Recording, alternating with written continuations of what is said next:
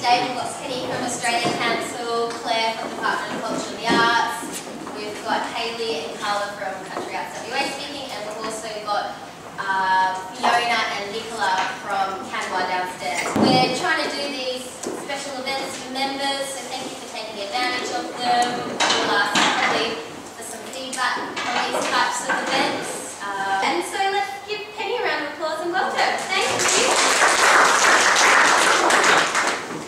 I realise we're going to start so formally. I would like to start by acknowledging the traditional owners of the land on which we currently meet, and I pay my respects to their elders past and present.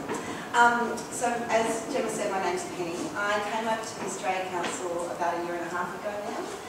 My background is I grew up in the Wiradjuri land in Mudgee, New South Wales, so country girl at heart, but I've traded in England to big smoke. I've worked in national touring in performing arts predominantly for over 11 years, and prior to that I worked in exhibition touring. So I got the gig to come over to the Australian Council to look after our national regional programs. Can you guys see if I stand here, just in terms of the board, maybe? Yeah, okay. So these programs, as you can see on the board, came over to the Australian Council from the Office of the Arts, which has been renamed to the Ministry of the Arts about 1.5 years ago. And most of them have been in existence for about 20 years. So you may have, in some previous life, come in contact with them. So we're talking about Festivals Australia, which is the new arts projects at festivals. Well, it was new arts projects at festivals. I'll explain that a bit more later. Visions of Australia and CTI, or the Contemporary Touring Initiative, and that's the National Exhibition Touring. And Playing Australia, which is the National Performing Arts Touring, and the Contemporary Music Touring program, which kind of says what it is.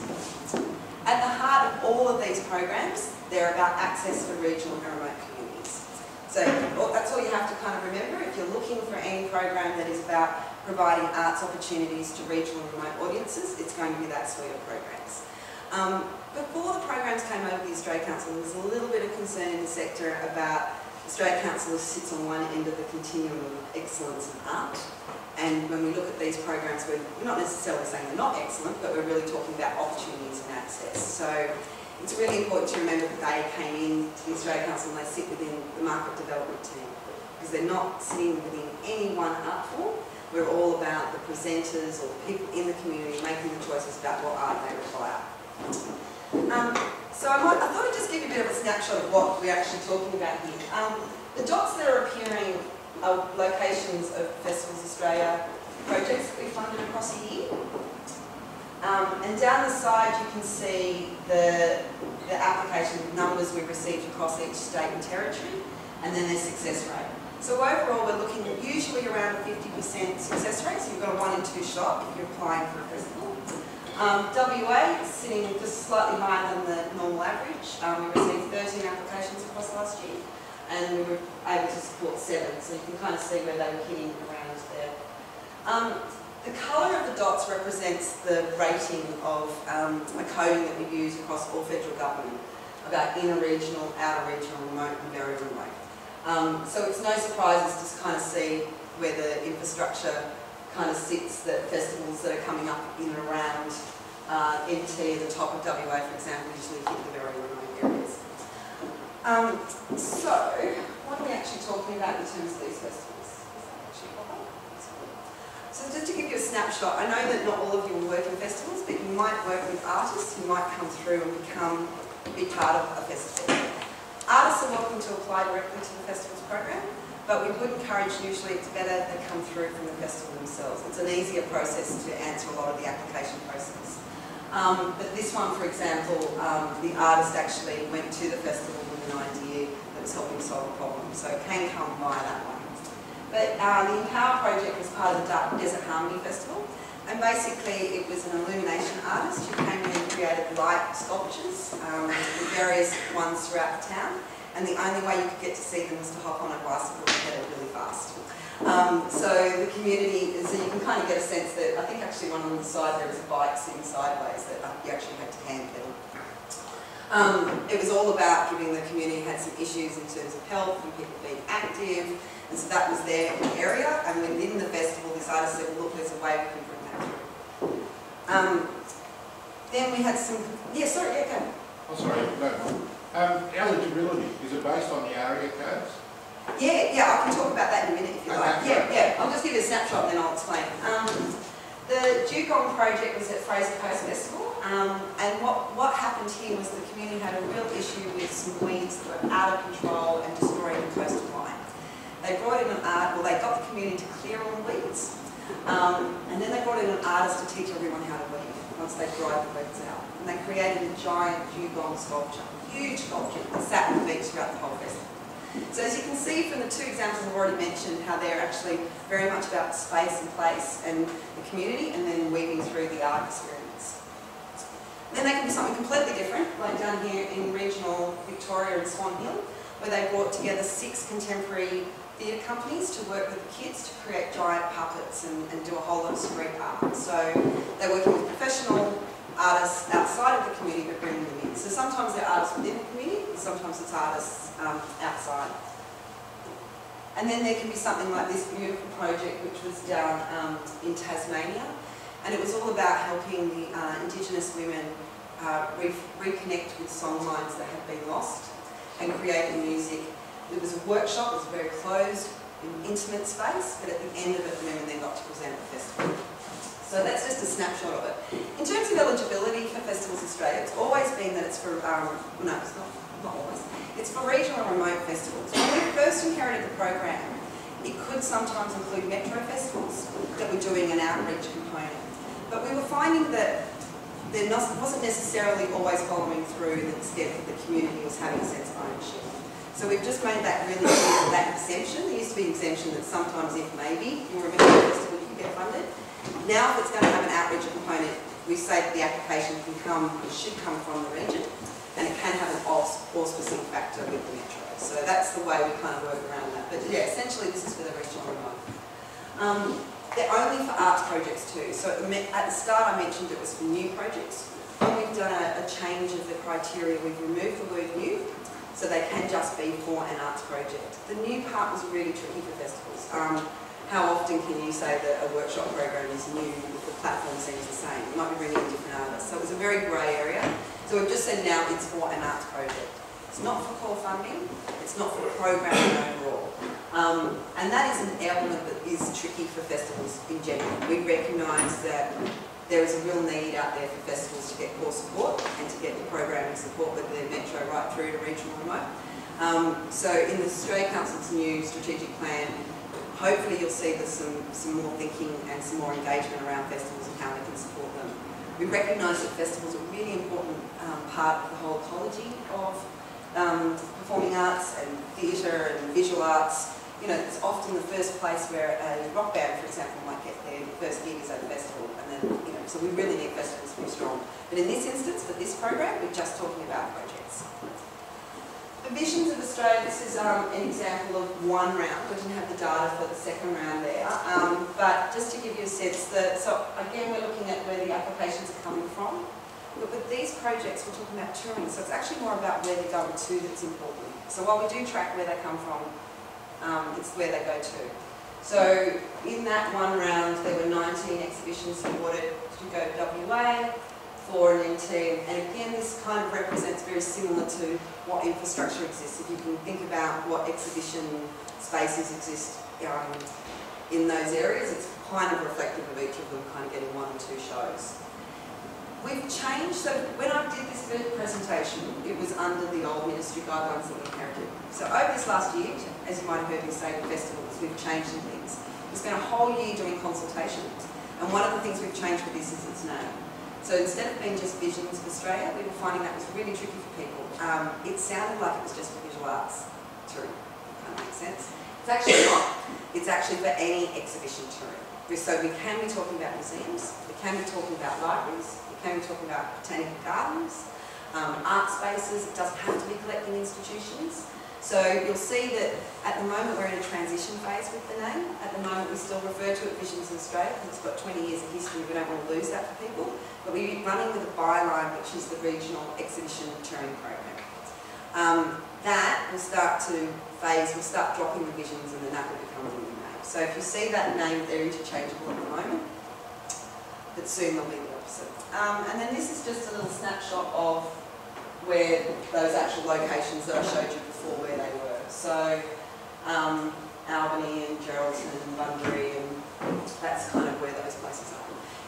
criteria for this one, it has to be a national tour. That means it needs to cross the state border. It has to include regional remote locations. So metros are welcome to be part of a tour, and we actually see them as really important to the success of a tour. Often they might be partners loaning parts of the exhibition. They might be contributing more fees than some of the remote can, but it can't be an exclusively metro tour. There are other opportunities for capital city touring. But this is again about making sure there's regional remote access. And then again, sorry, yeah. Visions, is there a cap to funding levels? No. In fact, with all of these programs, there's no cap. So with festivals, there's no cap. We will be funding sometimes things as low as $2,000 up until $60,000, $70,000. Yeah, so it really depends on what the project requires.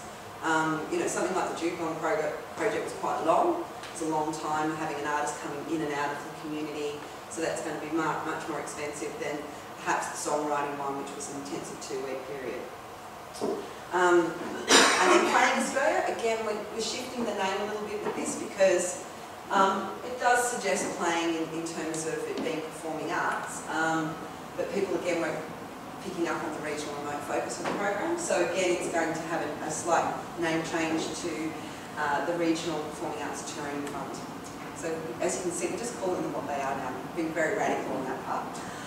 Okay, and so this is again the number of seasons that have taken place, and again just from one round. So there's a lot of activity that's happening through these programs. So the chances are, if you've seen a show in WA that wasn't from a WA company, it's probably been funded or supported through this program. And again, just a snapshot of all the locations that equates to. Actually, we haven't even got WA. Oh, here we go. So there'll be a number of shows, something like Mandurah, for example, capitalises quite a lot on Playing Australia. It's often getting 4 or 5 shows out of it. And I just thought it'd be just interesting just to show you I talked before about the ranking of inner and outer regional, remote, very remote. That's referred to as the ARIA code. And so that map up the top represents where that ARIA is. So as you can see, the dark blue is very remote, that's a lot of Australia.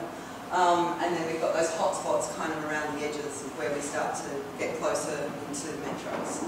Down the bottom is what's happened with those funds and what they've been able to support. And it's no surprise to see that we're most successful in tapping into very remote when we talk about festivals.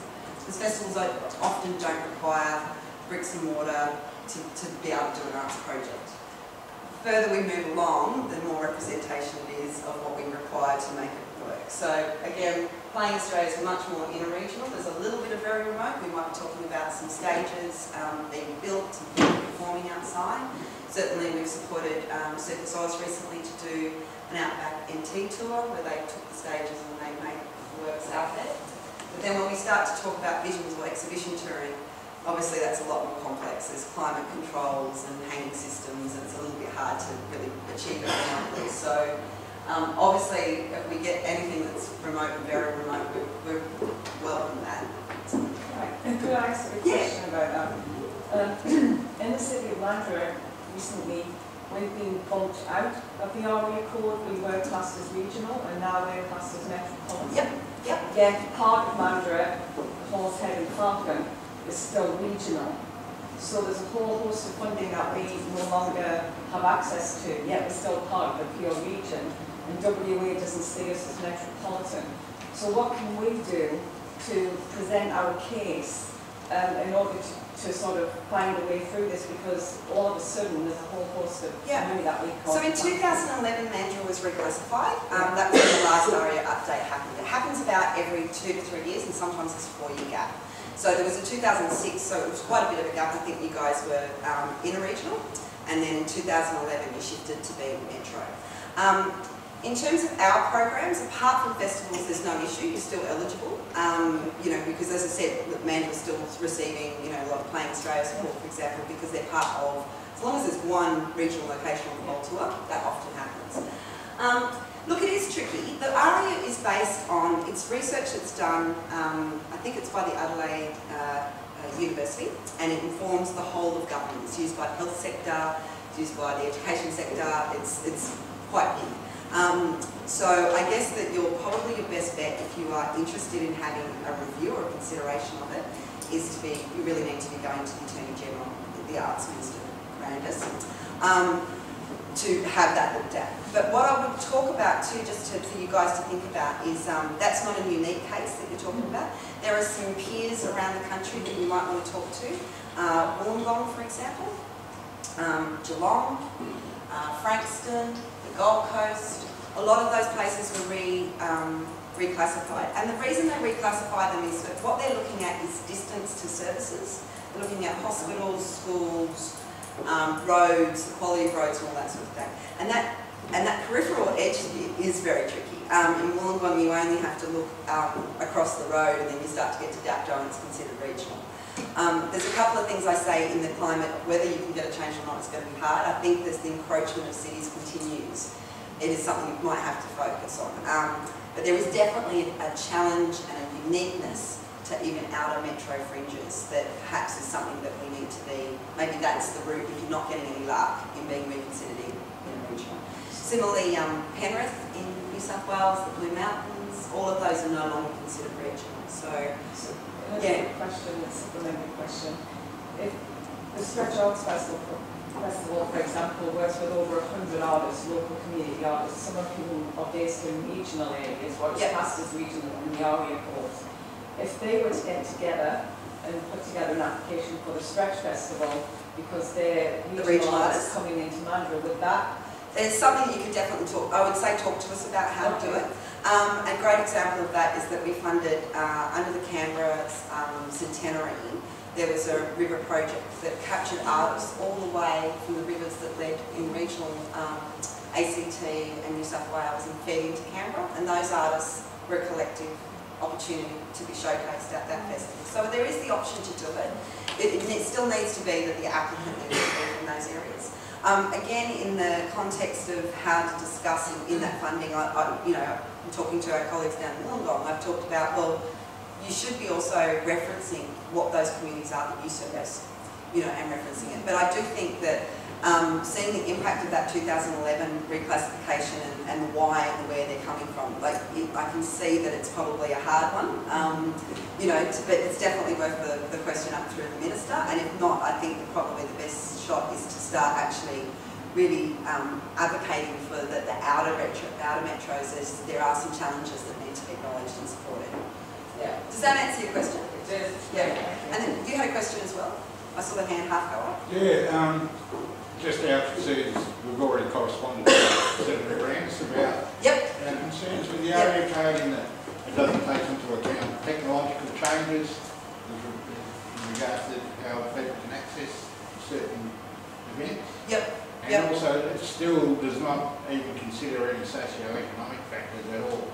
No, it doesn't. And so it's got a few very serious shortfalls as far as we... Yeah, look, it is a blunt tool, definitely. And when you think about the size of Australia and what you're trying to do and the dynamics of how different every community is, it's fascinating even just having been on the road with Jesse during Country Arts WA trip and just the stark differences in services available in Port Hedland to Broome, and whether they would agree that they're exactly the same very remote access is an interesting thing. So I agree with you. I think that it's a very, very basic tool, and whether there can be loading and arguments that are based on they need something to work with, and and it works well in some areas, but as I said, it's across the whole of government. So definitely, if you've started the conversation with Senator Brandis, that's a good way to go. What does ARIA stand for? We should know what it answers that. I think it's the Australian Remote Index something. Australian Remote Index, and I want to say it should be a C for classification, but it's... Just the recording music. Yes, it is that as well, yeah. But they could, not in this context, although the bands might tap into it when we talk about contemporary music touring as well. Arias for arias, So that kind of... That's basically those programs and what they're achieving. As I said, that's just a snapshot from 1 year. So I've kind of hinted on that we've made some changes as we go. And really it has been a year of consultation. We worked with some focus groups, we've had lots of meetings with people, reviewed acquittals, and we've made some changes. So just to give you a sense of what is on the horizon, we did a huge administration review.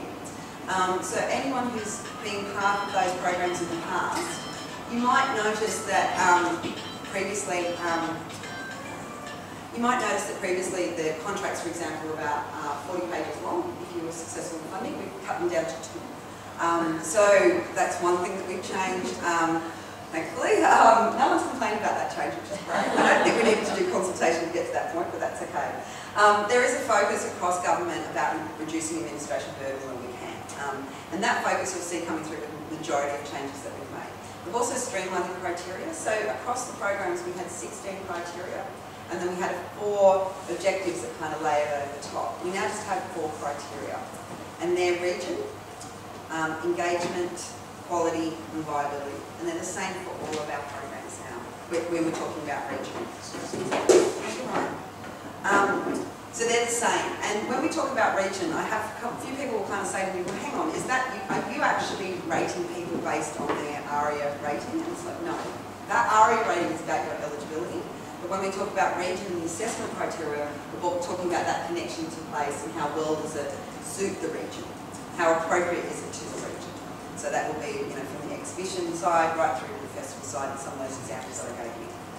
Likewise, quality. It's not necessarily, well, it is. It's a package of the quality of the organisation who's hosting it. It could be the artist, but it's again the quality of the experiences and a whole package of things. And we've got different guide questions that help you through that in the application. And engagement is a big shift in these programs. So they've always been about audience, but previously for Playing Australia, for example, it would say audience demand. And that was one whole criteria out of 7. Now that's a bit challenging if you're doing something brand new. How do you demonstrate you've got demand? So there was a bit of a skew helping those that had already been and trailblazed before and were successful, but it was really hard to cut in if you were new. So we've changed it to engagement. So that engagement now recognises that it can be at any end of the spectrum. It could be developing an audience through to maintaining and satisfying an audience. It could also be engagement as in just literally a participant and sitting and watching as an audience member, or it could be deeper engagement as a community, making, doing workshops, that sort of stuff. So now we allow those projects to be what they are, and they can compete on their own terms. So no more do people have to fabricate. Not that I'm suggesting anyone did, but they were layering in workshops to say they were achieving, something about deeper engagement. If it doesn't warrant it, it doesn't need to say that. And then viability packages up a whole stack of criteria that used to exist before. So if we were talking about exhibitions, they used to talk about you needed to have partnerships. If we were talking about the performing arts touring, it used to say that you had to have an efficient itinerary. That was one whole criteria. So we've just packaged them all up under viability. So hopefully we've now run through one round of all those changes in all the programs, and we've found that they seem to be working well. We've also changed the questions to be plain English, and every question, just asking what we'd like to know, every question is now highlights what criteria you're answering. So you don't have to try and guess how the panel's reading this. We say engagement, then we'll ask you 2 or 3 questions underneath each one. So if you are thinking of applying, it's a great idea to get online and have a look at those new application forms. We will tweak them every round subtly. Nothing as major as the big changes that we've already made. And that's based on us seeing how the applications come through. Did we nail it in terms of our plain English on the question? Maybe we didn't, maybe people read it differently, so we'll tweak it slightly. But if you are interested in programs, you can go online anytime and look at it, and it'll be pretty similar. And then we'd always say, give us a call. So it's always best to have a bit of a chat, talk us through your project with us, and we can give hints about how to apply. So that's part of the administration review. We've also changed the acquittals and streamlined that with contracts, and we've also changed slightly the assessment process.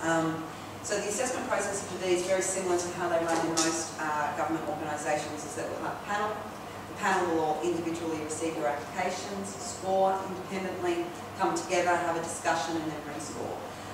The difference for what we've done is that the panels for all of these programs are in situ for appointed by the minister. We've changed that we have rotating panels. We move the panels around quite a bit. And we do that to make sure that we're getting different regional voices, different artist voices coming through. The corporate memory, therefore, is people like myself and the team who work in the programs. And we will for a very long time. We'll try and, where we can, have a bit of an overlap with panel members. So if you're interested, we're actually going to be doing a push again for these programs for the peer register. I would highly encourage you to think about getting on board. It's kind of like jury duty, except you can say no.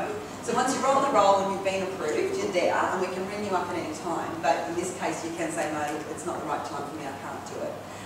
But the panel, so basically you register, say you're interested, and then we have a governance panel who approves and creates a pool that we can then draw from. And as I said, we're looking for a matrix every single time. We're looking for different voices, regional and remote.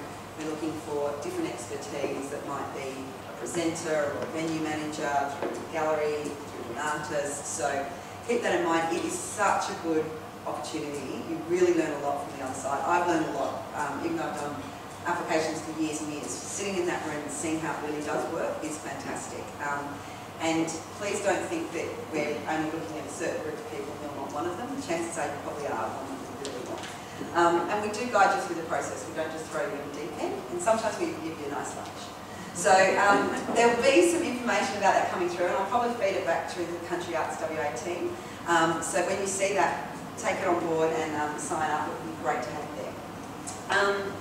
So I've touched on those kind of things. We've also changed a lot of the formats on the forms as well. The budgets used to be quite complex for all of the programs, which was a lot of work, particularly as I said with festivals, we might be looking at only $2,000.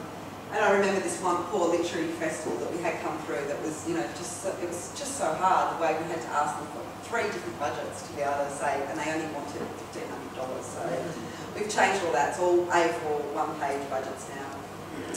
And we're also working on a whole stack of new resources. So first stop of resources is obviously the team and myself. You can ring us. We've got a great overview. We're seeing other projects that have been funded. And we're also working on a range of sector development projects. So keep an eye out. If you're not on our database, make sure, again, you can probably just touch base with the Country Arts WA guys, or I'll give you my email at the end. I've run out of cards because unfortunately I've been on the road for 2 weeks. And I like to think that means I was popular, but I was awesome with more people.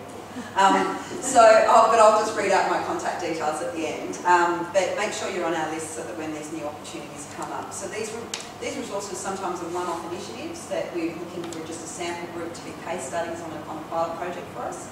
We've got, for example, one coming up quite soon, which is looking at 6 regional presenters. And when we say presenter, we mean anyone that's helping the art get interfaced with the audience. So it could be a venue, theatre venue, it could be a museum. And we've got an audience experience expert who's going to come in and work with them to really reshift the way they communicate with your audience. And that could be right from every touch point of what happens when they walk into the building, through to how you program and that sort of stuff. So there's also, we're doing some work on Indigenous festivals soon, and we'll be creating a resource about audience development templates for that. And as you'll see, ours are all very about audience. So keep an eye out for those. I think that's... Oh yeah, and just to let you know some key dates. So the Regional Festival Project Fund, the next date is the 29th of August. In terms of next year, I'm not 100% sure what our dates will be, but we hope to know quite soon. So the Australia Council, if you're familiar with the Australia Council, you may have heard that we're going through a big change at the moment. I can't reveal too much about that because we're going to give the Minister the privilege to announce. But I can tell you that our CEO has sort of said there's some really exciting things coming up. And one of those is that we have at the moment, I'm not sure how many, but let's say it's over 300 different grant programs. We'll be whittling that down to possibly 6 to 10. So that really our whole idea is that you guys can just know your project and you don't have to try and find where it fits. In Tony's words, it's no longer retrofitting your project to our criteria. So there'll be some changes in criteria too. Yes? Just a question about the size of the bucket of funds. For the Australia Council? For the Australia Or Council. for these programs? Yeah, there's a couple. Yes, look, they have definitely Compared been. to last year? Well, just don't forget that we actually got an increase before. So in terms of, from what I understand across council, that there shouldn't hopefully be too much different. There are some areas that have been quarantined, and all of these regional programs have been quarantined. So you can feel quite confident there's no changes to happen there. Yeah, I know that there's been some. Yeah, there's some stuff that we need to work out. It's probably more on the initiative area, but and I can't really talk too much about it, but I do know that we originally had an increase previously. So sometimes in those areas you end up kind of where you might start it, but it doesn't look too dire, I guess. Yeah. Well, I've got that. Can I just ask about your engagement with the Regional Development Australia network across Australia? And Regional Arts Australia or the Regional Development Australia. And what about that? We're part of infrastructure and regional development yep. under Warren Trust. Yep. So we have 55 But as with other Australian government-based organisations, we're not getting that engagement coming down to us. I mean, we're on the ground in the regions. Yep. But we're finding that, not just your area, are not engaging with people on the ground, letting us know when you're coming to town, what you're doing, and how We're happy it's fitting to. with what we're doing. Yeah, if you just let us know. I mean, I guess that our starting point and kind of filtering through this, it's a big country and there's a lot of people to let know, you know, and any way that we can get the word out, absolutely. From our starting point, we work quite closely with the state colleagues, you know, and letting them know there's different strata and different things happening at the council. Obviously, in this context, it's been with Country Arts WA, so we usually seek out like-minded organisations, being arts organisations, who have networks that can help us. But if you have networks that you think we can tap into or would be appreciated that we're around, I have to confess, I'm not very familiar with what that program does. So if you've got any information you can send to me. I guess the other challenge is that the Australia Council, you know, we want to show that we're accessible. We feel like we're a very long way away from you, but hopefully we are just a phone call. We have different executives across the Australia Council have different areas that are their remit.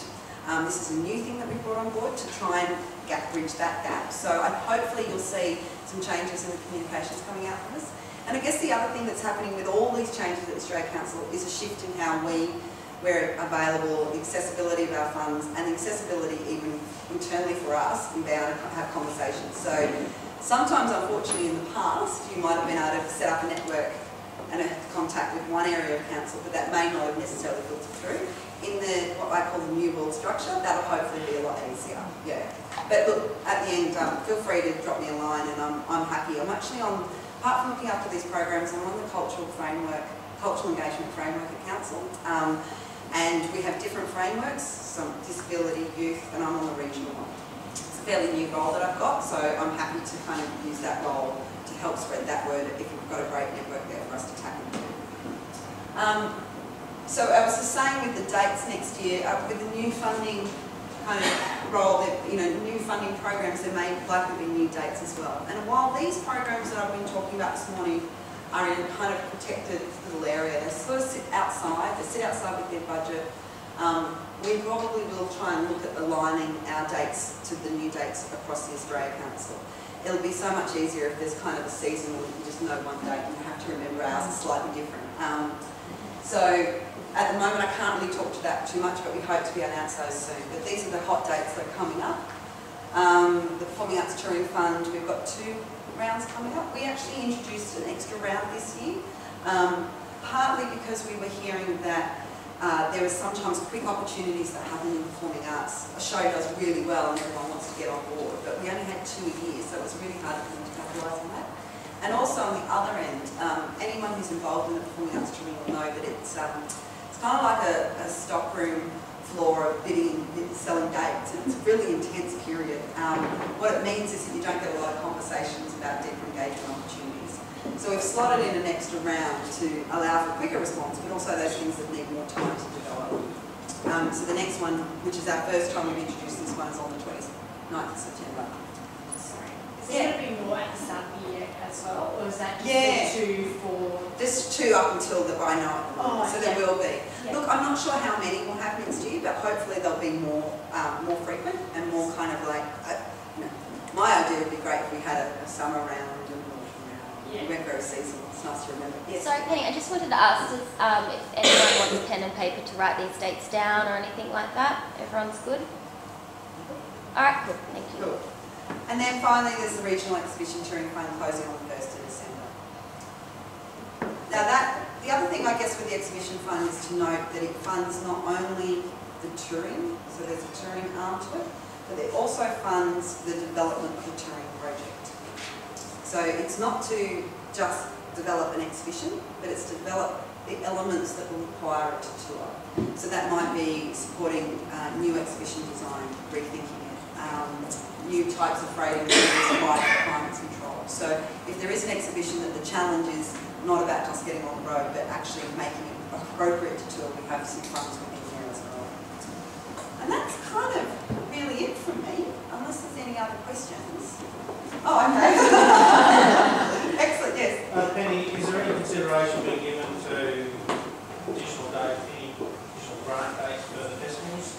Yes, there is, yes. And actually that's a good point, it just reminded me as well. One of the things we did introduce, which is currently in play now, is that we now also fund a project or projects across 3 consecutive festivals. It's all within the same application, so previously you could only come in once each year. Now you can also make an application at the back of the normal application and say, look, I actually want to keep being able to roll out this type of project for 3 years. I want this facility. For some it works really well.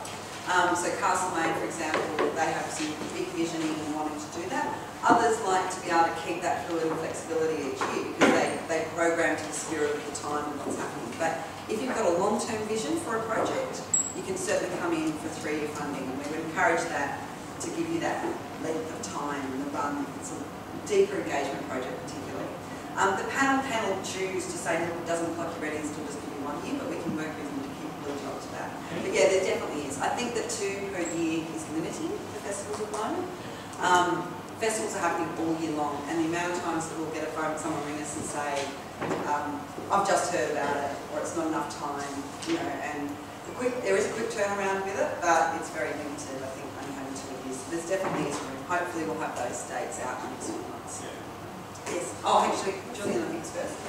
Yeah. You mentioned that it's not your territory, but Ministry for the Arts Indigenous funding is subject to this extraordinary blackout, and nobody picking up the phone. And I'm sure you're hearing about that because people are just desperate to find out. Yeah.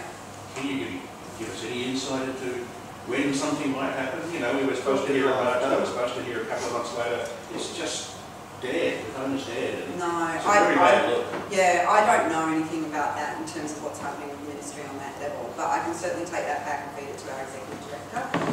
Wendy is actually, some of you may know, used to be here at WAM, is coming out again next week as well, so I'll raise that with her and see if we can find out anything. I'd just like to underline that it's a serious black hole, so to speak. Yeah, yeah. Okay. No, You don't anticipate that the Australian Council role is going to change in regard to those funds? Or? No, I haven't heard anything. So. Yes? Your email address. Okay, this is the same pattern. Everybody at the Australian Council has the same pattern, so if you know someone's name, you can always work it out. So it's always first initial, so in this instance it's P, .Miles, surname, and mine is M-I-L-E-S. Forward to do touring. At australiancouncil.gov.au. Capitals? No. No, all lowercase. It's a really long one. It never fits on any forms. Yes? With the festival's fund, are you saying now that if you find an artist that you'd like to bring to your community that you don't necessarily have to offer workshops as part of that performance? No, you don't have to. No. You can just see what's relevant to that project. So we'll see projects that are, sometimes they can be almost like a headline act.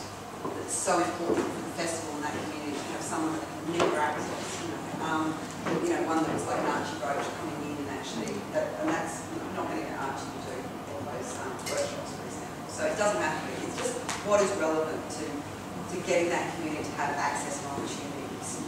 So being an audience member is a completely valid level of engagement. Right, so that's a good enough outcome then. Yep, absolutely. And we're not really looking at the numbers game either. I mean, there's a real challenge, the more you remote you go, the smaller numbers of audience you're going to have.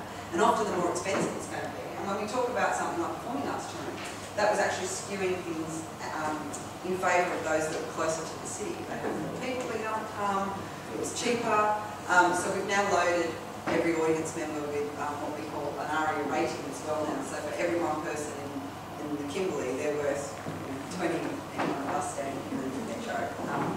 So we kind of do that kind of weighting as well to remove that number from us. So really it's about the quality of engagement and the level of access that they have.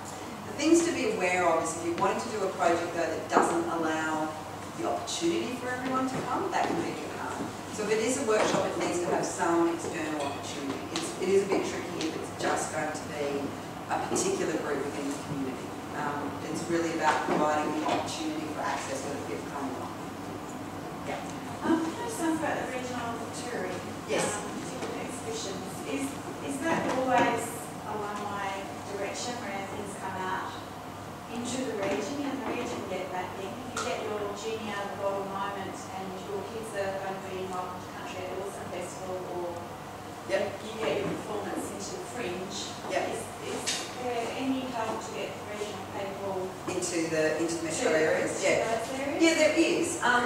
don't exclude metros from tours, but there still has to be, you have to be regional. Yeah. I guess what makes a tour is 3 or more venues too, so keep that in mind. If it's just a one movement, we call that a transfer. And there are opportunities in some other programs for transfer support, but not as overtly as I guess these are, you know. And I would keep an eye on when we do come to announcing what's happening with the Australia Council's new funding, you might find that it's easier to package up that request in overall projects, you know, from development through to Can I just promotion. ask a little bit more about that? Because in our community, there's quite a lot of excitement with the young people involved and the elders that have worked with them. And as a result of an event like this, they may very well be looking to tour, particularly if it's in the regional areas or the remote areas, not necessarily Vancouver, but the other areas where they connect. But the catalyst will be that recognition that comes from being invited to participate. Oh no, it's so important. Visibility and exposure is so important. So this, as well, I have, and I'm not even which, because I haven't even, if I haven't tried it in all places yet, but it's just timely. It's going, the actual ceremony is going to, the opening ceremony will involve the installation of over 300 sticks that have been carved by kids on country. So it's very much a youth focus, and you know, a school kind of thing like this is struggling to get our kids, the artists, to come down and see that installation and the significance that it's. Okay, so there's a couple of things to know. One is with these programs, these are all about touring professional performing arts exhibitions. And the reason is that there are different, whenever you come across a funding program, it's often not about trying to replicate something else that exists. So I would suspect that when you talk to, hear about country arts and what they can offer in their devolved funding, there might be more opportunities in that. So we take on that next level of, it's really expensive stuff to move around the country or to get across the border. We also though have a Go See program, which is a quick response. It's for presenters to come and see works that they get them out of away from their desk and come and see something that they might want to present. So in that context of the visibility, if you've got a festival director somewhere in another town or something like that, and you think actually if I can just get them to see it, and they might book this, and they can tap into the Go See funding. It's a quick response. I think we kind of 2 to 3 day get a turnaround. The way it works is that we book and pay for your flights. To make that smoother to do. I mean, look, it's challenging, I guess, for regional organisations that you still often need someone to replace you while you're out there. I haven't tried where I haven't got yet. So and that's open to metros, regionals, anybody in terms of getting that Go See funding. It's all about trying to stimulate the beginning part of the market to get work to be able to move around and tour. Thanks. So Any more questions? Just one, it's come up with another forum attendant. This crossing the border business. If I'm sitting in Narrogin, 2.5 hours southeast of Perth, any border is one hell of a long way away. Yes. Whereas if I'm sitting in, regional Victoria, I've got 7 borders that I can cross. Is there any recognition of that? No. Yes, there is. I'm just hoping all these negotiations. Look, no, it's an interesting question because previously the program used to have a recognition of tyranny of distance, which is exactly what you're talking about. The challenge was it was rarely, I think in the history that only been 1 or 2 applicants that had ever been successfully arguing. Really, really hard one. And you're right, the challenges are different here, the size of the we could actually, maybe we should pretend there's a border in the middle, because you could in terms of size. But again, it's about not replicating opportunities that should be happening at the state level. So the reason that we have crossing borders is that if you want to tour internally in your state, we see that as being a state responsibility. Now some states have their own touring program and have been working hard on that. Others haven't had that opportunity. And what was happening is because we quasi said we might, even though we never really did, everyone else in the state went, oh okay, let's say they're going to do it. So nobody really was doing it. So we've actually been working for the last year with all the state and territory representatives on Touring Without Borders, coming up with an action plan and just working on those kind of ideas. It doesn't necessarily mean that we'll take on that responsibility, but working with the states to find out how can we make that possible, whether they're setting up their own fund, whether there's a contribution of equal funds coming to us. We got as far as all agreeing that it was necessary, and then realising... First step. Yeah, no, that was a big step. And then getting to the point of recognising there's so many differences in each of the states and territories and how they work and their sign-offs and permissions and their objectives. So we're now working one-on-one, and we're doing that at a speed that works with the different states. So Victoria, for example, has come online as the first. They have streamlined all their applications to mirror ours, so that if you put an application to us, it's the same as putting an application to them. So they're looking at that point. When we talk about Queensland, we're looking at a different model there where perhaps it's strengthening their own touring fund in their state, which they, those kind of things, and they're now setting up an exhibition touring program for that. In WA, there's been some change in staff, and we're actually looking at probably in the next few months bringing everyone back together to talk about those who've already started and those that might need to and where we're all at. But I'm not sure about the opportunities in that area, but that's kind of what the problem's been making, or is absolutely. Look, it's a huge problem too, because particularly the one that's most pressing in performing arts is the tourism, the way they're costed. There's no such thing as just pulling out one venue, because then you lose those fees, and that's probably helping pay for a whole renown. So we recognise that they're a holistic beast, and if we don't treat touring without borders that way, we're making it very challenging for people to make things happen. So, yeah. Any more questions? Kenny does have to duck off to catch a flight back home, so... I haven't been home for a while. Yeah. Nothing So this is personal. probably your last chance, although she might stick around after Claire has spoken for a 10-minute break. So Yeah, and I will also be, you've got my email now, if questions bubble away afterwards, just drop me a line. And I will be coming back for the summit. Is something coming up? I've already taken this out. Oh, thank you. Sorry. We'll be coming back for the summit, so I'll be here. I'm hoping, I haven't worked out which way I'm going yet. I think I might travel in through Adelaide and get to Kalgoorlie and maybe come back and do some time here afterwards. So, but anyway, I'll be back. So if there's any other questions afterwards. Thank you. Please welcome Claire White from Department of Culture and the Arts. Hi everyone. Some of you I know, so hello again. Some of you I know just via email and telephone. A couple of people here I'm partway through conversation with, so hopefully we can make some hopefully we can make some progress on those today.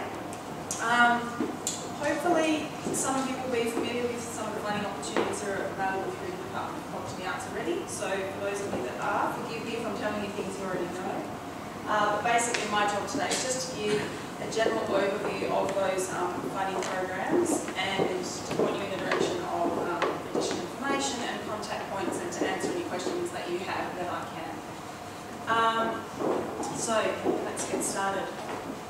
In terms of grants funding programs, this is a list of the different categories or the different grants programs that are offered by the department. And each of them tend to have a project officer such as myself or multiple project officers kind of attached to them that can provide information and support on applications. And as you can see, most of them have a different focus. I suppose the arts development is probably the largest program and has several categories within that, so I'll speak to that in more detail. But basically, if any of those strike a chord with you, the first point of call really is probably the website or this funding guidelines document, and I've got copies of that here today, so some of you might have it already. If you do, fantastic, and if you don't, come see me and I can give you a copy. This provides an overview of all of those programs and also key dates for the whole year really, so if you're looking at, maybe not, anyway, so it'll give you basically for the whole year all the key closing dates for all the different rounds, so that can be quite helpful with your planning. But basically it'll outline eligibility criteria and the scope of those different programs. So that's a good document and a good starting point, as is the DCA website. So I'm just going to talk through the Arts Development Program being the largest program and a few of the categories within that. So it provides project-based grants across all art forms, and it's open to eligible individuals, groups and organisations. And those are the different categories. So I'll speak to some of those in more detail than others. particularly the first three, I suppose, but there's information on all of those available on the website. Okay, so the development category is probably the most popular category, and that's for research, development and or presentation of new work. Or, for example, the existing, reinterpretation of existing ideas. Also covers skills development opportunities, commissions and collaborations. It's good to note that funding is uncapped for this category, so again, we get a wide range of applications coming in, and it really depends on what the costs are for the activity that someone is planning. I suppose there's no upper limit, but people often ask, well, how much do you fund? And as Penny said, you know, some things are quite small, some things are larger. I think a larger project would probably be around $25,000. And importantly, we've got a round open at the moment with the rapidly approaching closing date of the 29th of August. We've got two rounds a year. So this round that's open at the moment with the closing date at the end of August is for activities starting after the 1st of January next year. The next category is distribution and marketing. So that's for the presentation of work that's already been completed. So they're the key differences between those two categories. The development being for new work, distribution and marketing is kind of self-explanatory, anything that's already existing. It does include publishing projects, and there's a list there of some of the eligible costs. And again, it's going to vary depending on what your planned activity is. This is also uncapped and has the same time frame as the development category. Art flight, these are all pretty popular categories as well. So just to give people a sense as to people want to know what's the strike rate, how many people are applying, we never can tell. They are all oversubscribed, and I suppose in terms of the arts development program, so the preceding two categories, is about a 1 in 3 success rate, I suppose, but it really does depend on what comes in, how strong the applications are, you know, and how they fit against each other. So Art Flight is a neat little program because it runs monthly, closing on the last Friday of every month, and it provides a contribution towards travel and freight costs to attend events. So there's some of the eligible activities. One of the key things to note for this program is you must be invited to attend. However, with that in mind, you can generally procure yourself an invitation to attend something that you're interested in, so that's a nice thing to keep in mind. And it needs to be strategically significant to your role as a practitioner, as an arts worker. The Art Flight program has a simplified application form. We try to keep it as easy as possible for people to apply. So on the others, which is a bit more in depth, and because of the uncapped funding, we've got we need a lot of feedback on draft applications. Not so much on this one, but if you've got any questions, of course, feel free to and like I said, it closes on the last Friday of every month. It's for activities starting 6 weeks after the closing date, so it's got a faster turnaround, but nowhere near as fast as 2 to 3 days, which is amazing. So that's something really good to keep in mind in terms of, you know, obviously travel-related activities and getting out of your neck of the woods and building a profile and getting exposure to new and different opportunities. I'll just touch on these quickly. It's not really my area of expertise, so to speak. Career fellowships and visual arts and crafts creative development fellowships. Only a few of those, only a few of each of those. So for the mid-career fellowships, it's open to individual established artists working in all areas of visual arts and crafts, visual artists only, and it's for a significant period of artistic or professional development. You need to be able to demonstrate in your application 10 years of practice. Each fellowship is $25,000 each. And we give a maximum of 4 a year, and depending on what comes in, we might not award 4, but there will be a maximum of 4. And we've just closed, I think, this month, perhaps late last month, and so I think the next closing date will be mid-2015. But again, this would be your call for information about those. The Creative Development Fellowships is the other one. So Similar but different.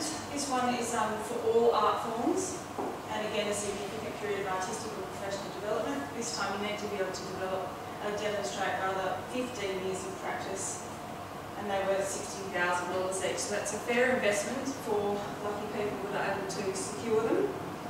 And yeah, we give a maximum of 2 per year, and the next closing date would be mid-2015. So depending on your area of practice and activities, it's good to keep in mind or share information with people that you know that might be interested. Just a quick run through of the application process. People come to us at varying points and of their kind of idea development or their project planning, and that's totally fine, but we recommend have a good think about your project idea first, and then have a look at all the information that's available on the website. So you can have a look at this. It's drilled down on the website into more detail. Basically everything you need to be able to apply for any of the department's grants is available on the website, but we don't want that to be our only port of call. So have a look at that first, and then we can generally be of best assistance to you if you come to us with a specific idea in mind, and you can say to us, these are my plans, where does it fit, or can you help me find a place where it fits? Or, you know, we can provide varying degrees of information. So once you've developed your project idea, at least to an extent, have a look at some of the resources to get a sense of the programs that we offer. Then we suggest that you contact someone like myself if you want. It's optional. We encourage it, and it's, you know, anyone's welcome to give us a call or send an email. For if you're submitting an application to the Arts Development Program, like the development category, distribution and marketing, we can also make a meeting time. So if you're metro-based, you're welcome to come into the office, or sometimes we can come to you. Or if you're regionally based, we could just make an appointment to speak on the phone. We can provide feedback on drafts, which can be quite useful. Obviously, I'll talk through the assessment process in a little minute. The project officers and staff at the department don't have any say or sway in the decision-making process, and so any advice we give are really just information and suggestions for you to choose to use or not, as you like. But yeah, the support's there, and we encourage you to make use of that. After you've, so you can speak with the project officer at whichever point you like. The next step will be to kind of prepare a draft and get some feedback, like I said.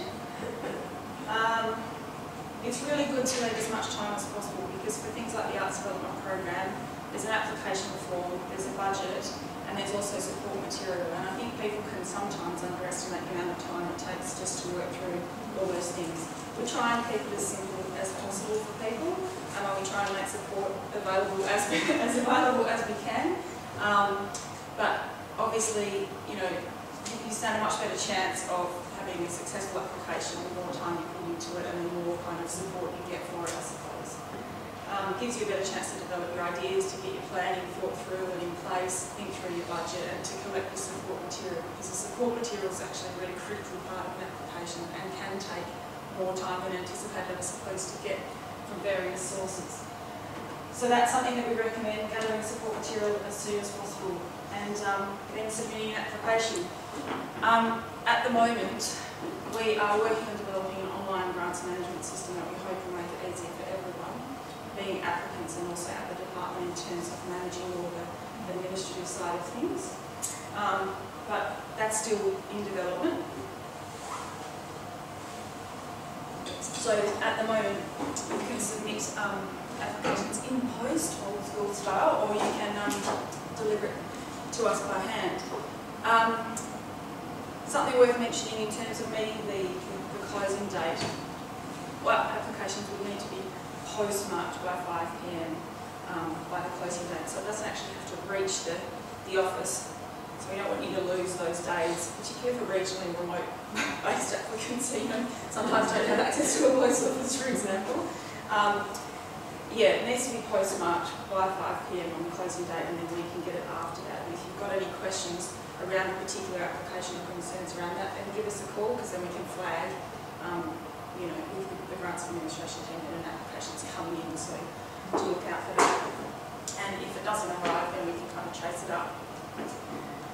So in terms of the assessment process, we use a peer assessment process, not dissimilar to what Penny described. So we have a pool of peer panellists that apply to be part of that pool, I think once every 3 years. I think we're about 1 year into the current pool of panellists.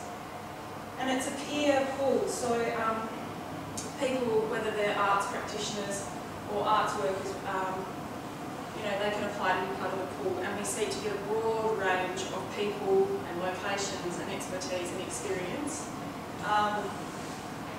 who apply, and so we have part of the pool appointed by the Minister for a period of 3 years. Yes, they're required to observe a code of conduct of impartiality and confidentiality. And in terms of their participation on a panel, it depends on what comes into any given round.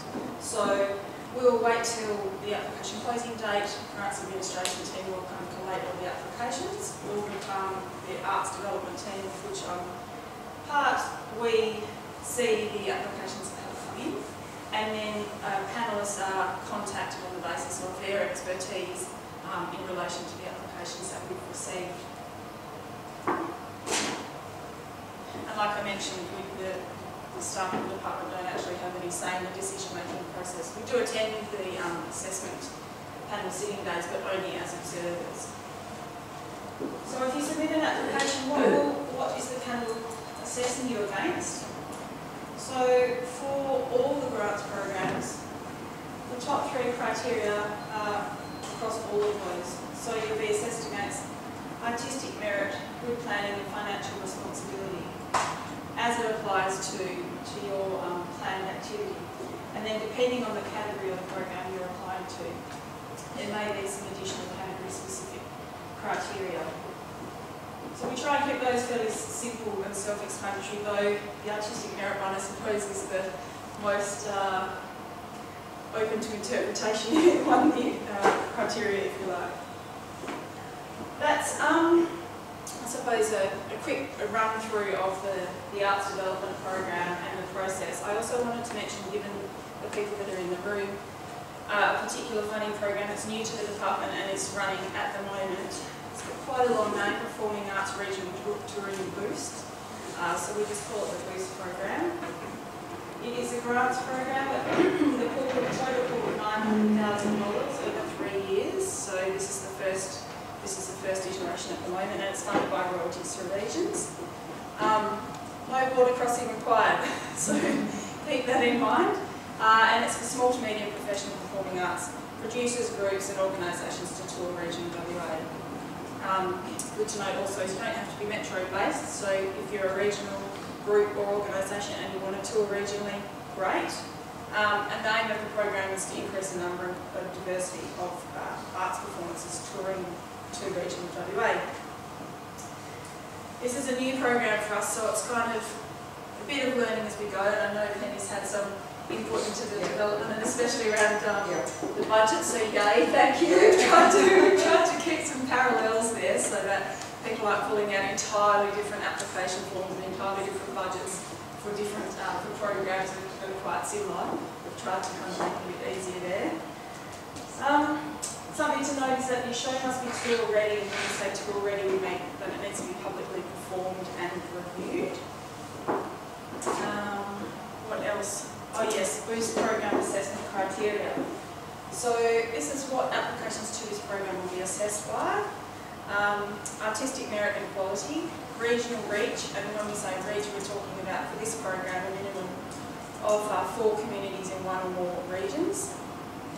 There has to be a community engagement element to the tour, and by that we're talking about engaging the local communities in the content and themes of the work, a contribution towards the presenter's audience development objectives, and some type of participatory activities.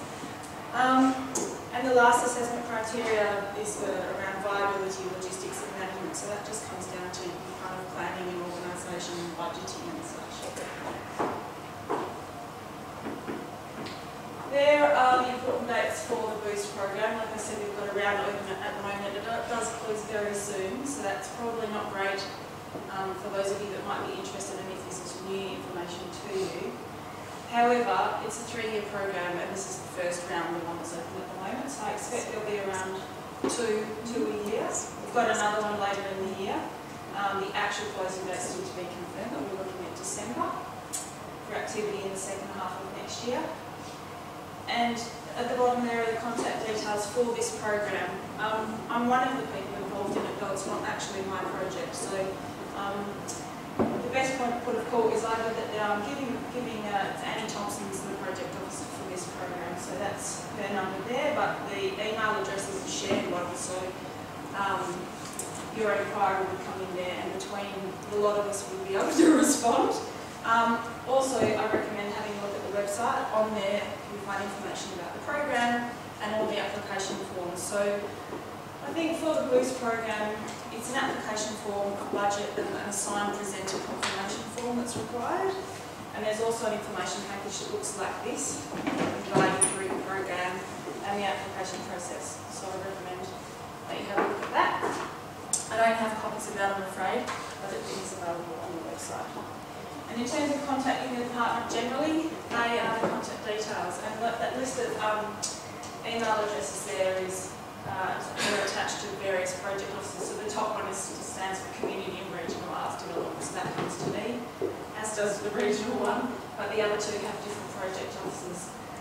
I'm attached, and like I said, we encourage contact at any time, and between a lot of us, we hope to be able to provide support and advice.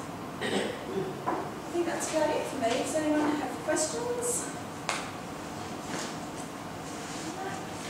One question, Claire. Any views on the regional I was sitting here and I thought, what's the information that people are going to want to know the most? Oh, that stuff that I can't really answer. Okay, so let me think. 24 million regional arts commitment. There's really no news that I am aware of. It's still subject to the Cabinet submission, and I don't know the current status of that. I suspect the reason that I don't know, aside from the fact that it all happens above me, is that it really hasn't moved as yet. I think there are things, there's stuff happening at the moment, but it hasn't yet come out what progress has been made. You probably know that the department's got a new Director General now, Duncan Orr, who started last week. So that is some progress for us and pretty significant. So we're happy for that to have happened, and now hopefully we can move on with a bunch of stuff, such as the 24 million, and also the regional arts and cultural action plans.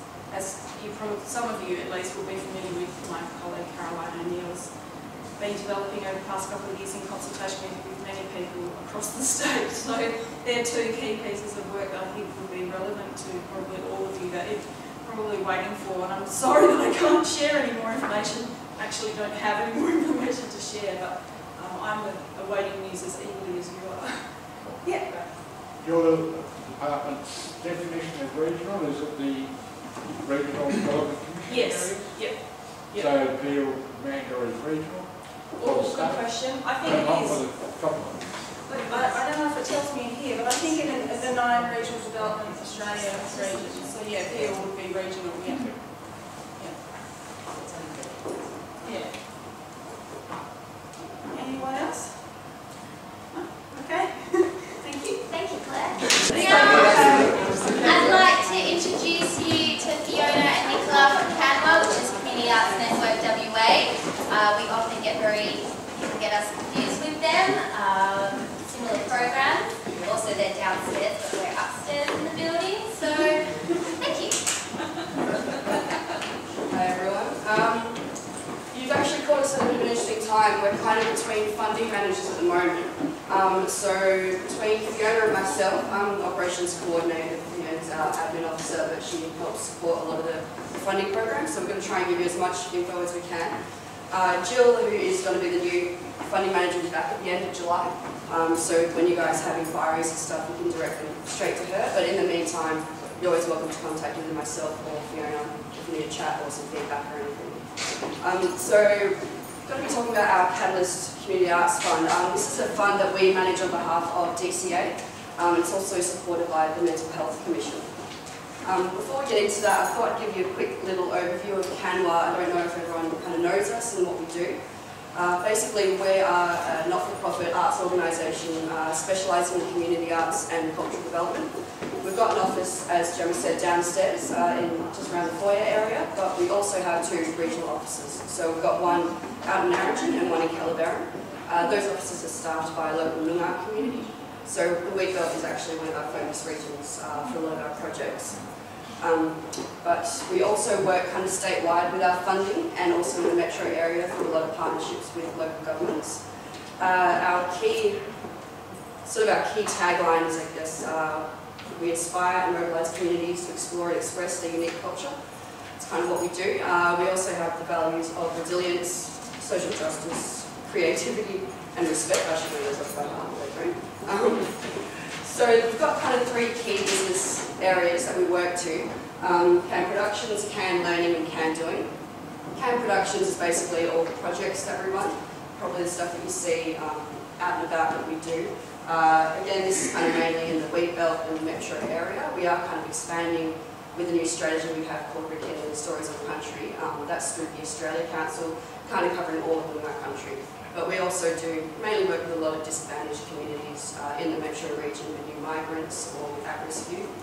So not meant for always focusing on our communities. Some productions, I'll give you a quick example of one.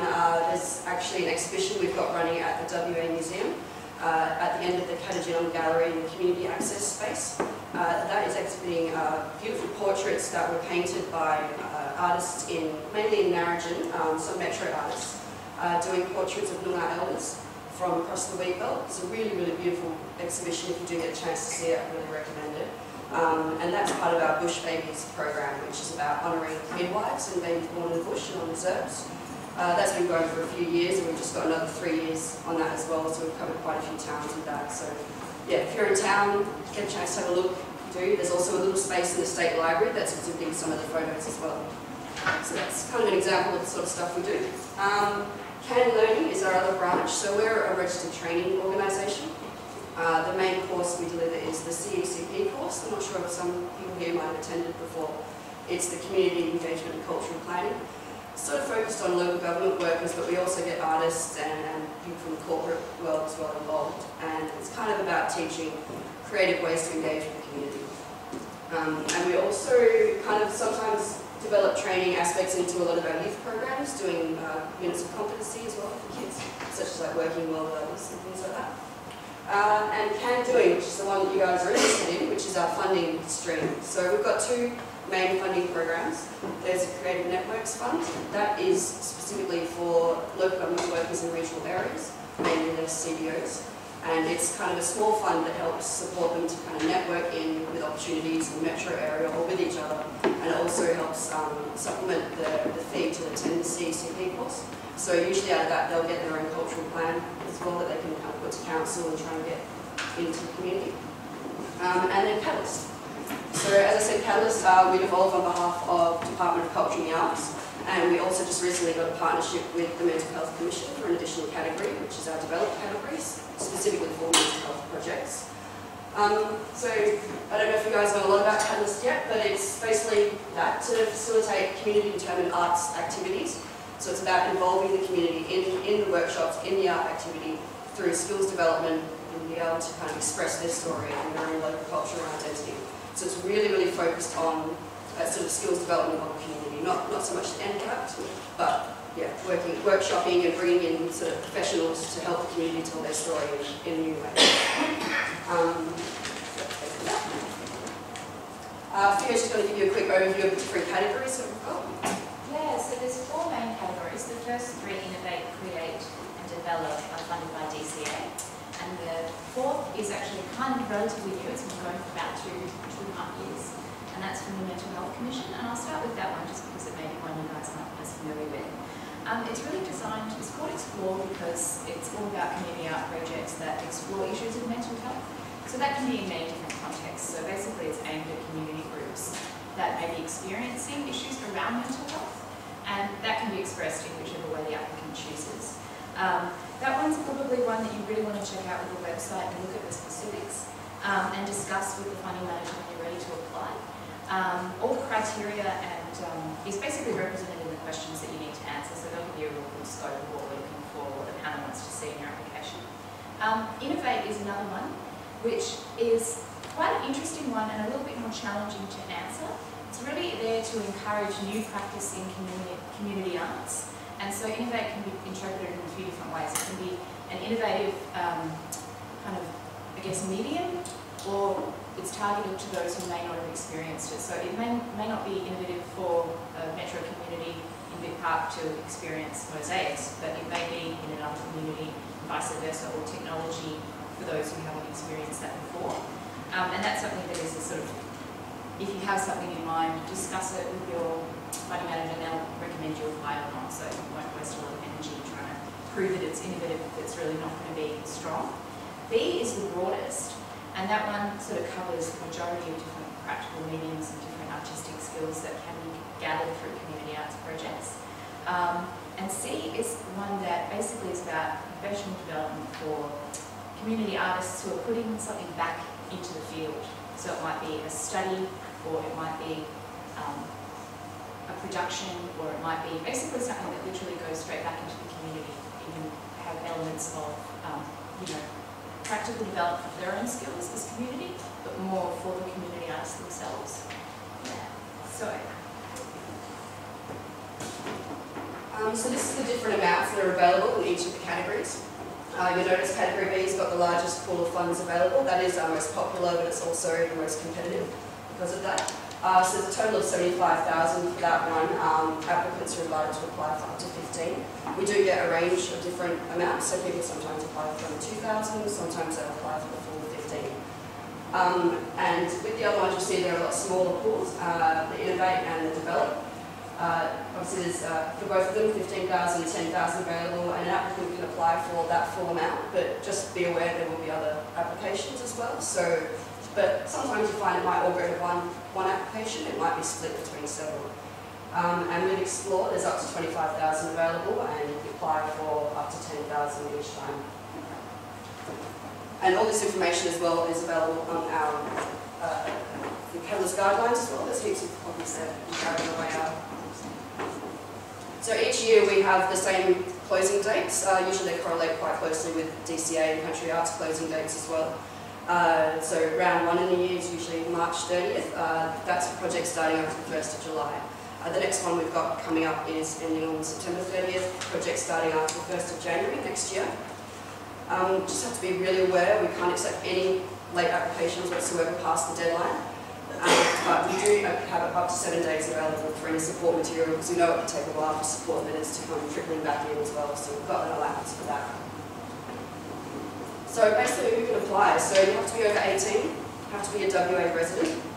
Applicants, whether they're individuals, groups or organisations, must have an ABN. However, we do allow for auspice arrangements, so if you yourself or your group aren't registered or don't have an ABN, you can partner up with another legal entity or organisation who can have that auspice arrangement. So basically they manage the financial aspects of the fund. And obviously you must comply with all the guidelines and conditions of the category that you're applying to. If you currently receive any sort of multi-year or triennial funding from DCA or the Mental Health Commission, you're ineligible to apply. Also, if you've got any outstanding acquittals with CANWA or with Country Arts or with DCA or the Mental Health Commission, you're not able to apply either, and that's at the time of application. So we also check that once we have all the applications in with all the other partner organisations to check there's no original acquittals. There's going to give you a bit of a heads up about what CAN can't fund. So this is the part where we focus on what Catalyst will fund. Basically the part of the project where the engagement happens, so where the artistic skill is learned and engagement with the community. So things like arts workers' fees, obviously we're trying to encourage the profession and the skill level. The production and menu costs, arts materials and equipment hire but not purchase. Sometimes people confuse project and program a little bit, so ongoing programs doesn't really apply to more specific projects that are one-off and the costs associated. Promotion of the event or workshop and administration costs and professional development fees. And basically, you know, exhibitions can come out of these workshops, but it's not specifically for exhibitions. It's really about the process and where people are gaining artistic skill and coming together and communing. And as Nikki said earlier, it's It's more about the process than the product. And it's not something that's sort of potentially been predetermined, so that the people involved are really the ones creating the piece of work. Applications that demonstrate clear and adequate planning keep to, the specified limits on words, and just really consider, am I really answering this question? A lot of artistic people have an ability to inspire and create, but the actual answer to the question is one of the main things that we're really trying to push, is that there are so many applications and the panel need to see it really illustrate what are you doing, what is the skill here, and that's sort of what we're trying to define.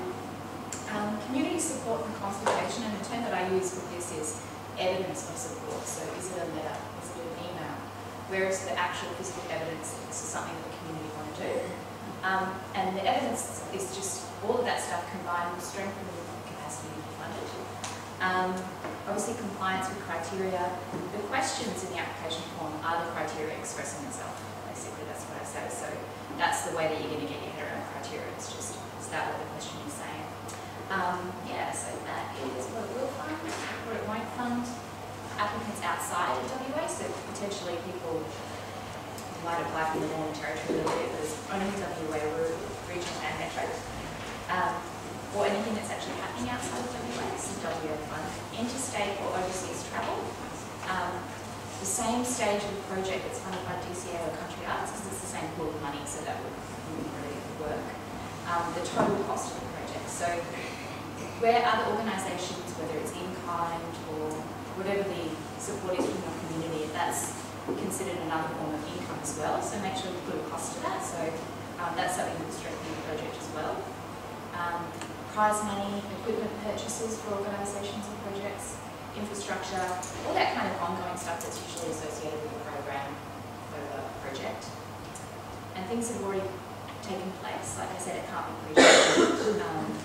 It can be a kind of something that's had legs from another project that was successful, but not something that's an ongoing program for a local government or for an arts organisation. And that's basically covering it. When I said evidence of support, this is what that is really kind of going to show that.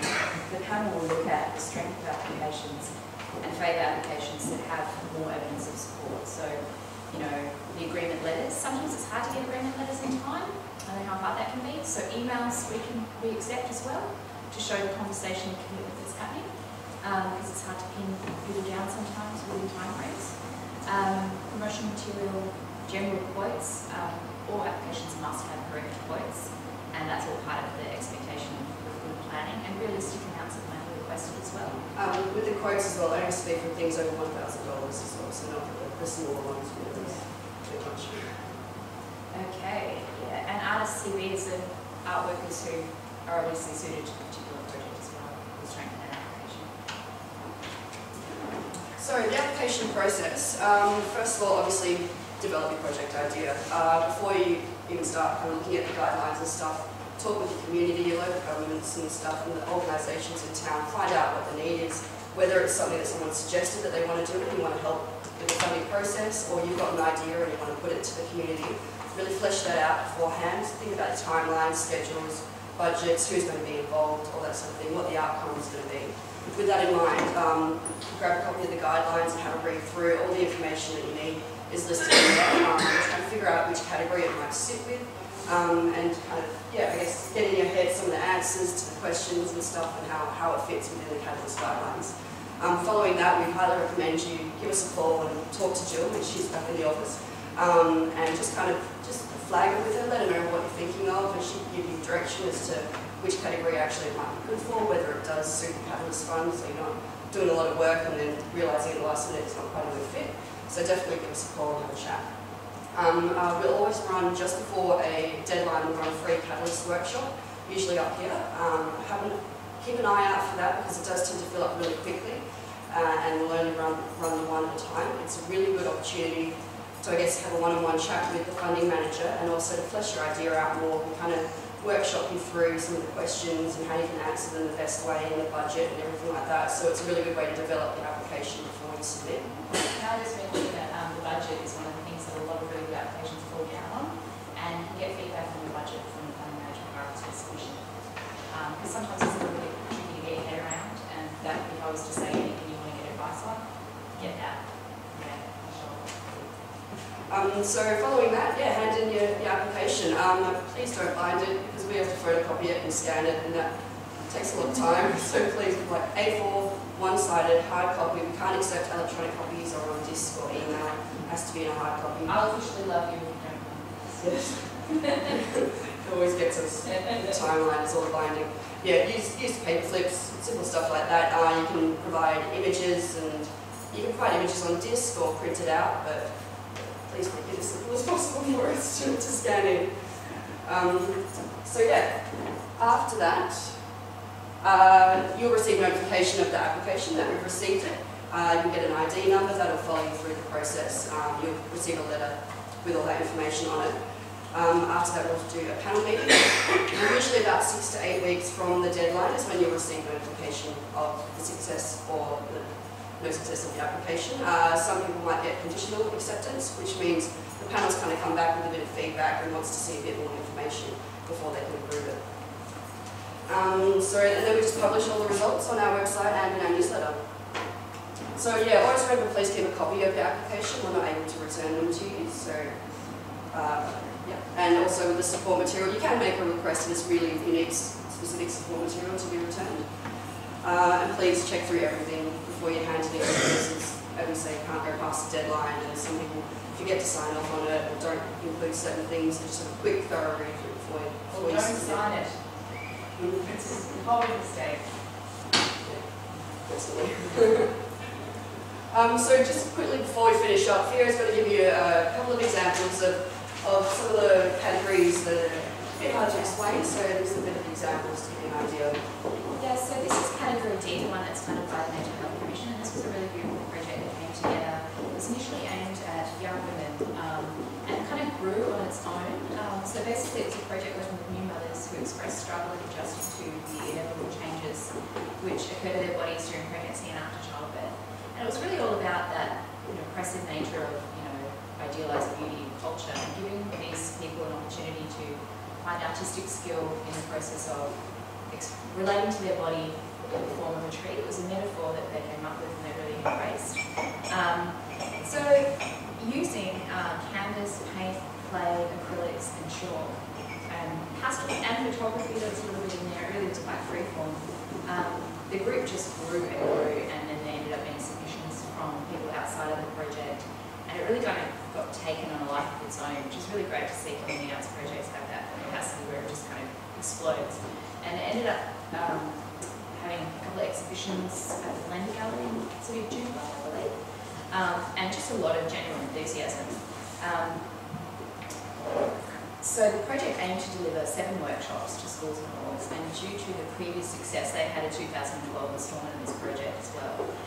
They were able to provide 12 workshops in total to 10 different schools, citing an increased number of independent submissions. The exhibition was attended by 80 people, family and friends, and really just the community flocked around it. It was really cool. It also was recognised nationally at the Body Positive Image Awards in 2013, and it was a really great example of a project that really came from the community, and that's something that they really wanted to do, and express cultural identity, which is one of the criteria in the Catalyst Fund. Does it express local culture and identity? And that doesn't necessarily mean Sri Lankan cultural identity here. It can just mean the individual participant's cultural identity of whoever they may be within that group. And I just love these quotes, because if you can read them yourselves, obviously young women who made these beautiful artworks and were able to kind of find a new connection with themselves. And it really ticked the boxes for the mental health category, because it was about celebrating positivity around mental health and not necessarily about after the fact addressing mental health issues. So that's kind of why the categories exists. The next one is beautiful. That's some of the outcomes of the workshops and stuff. They have a Facebook page, they have all kinds of stuff. People are kind of carrying it forward on their own. The next one is a really good one to innovate, which can be a little challenging. It's called Multimodal Touchpoint. It was a metro project with Dada and Mara Parry and several other artists from Start Speak. It utilised multimodal touchpad and iPod devices as artistic tools in the engagement of 17 people with high support needs from Victoria Park.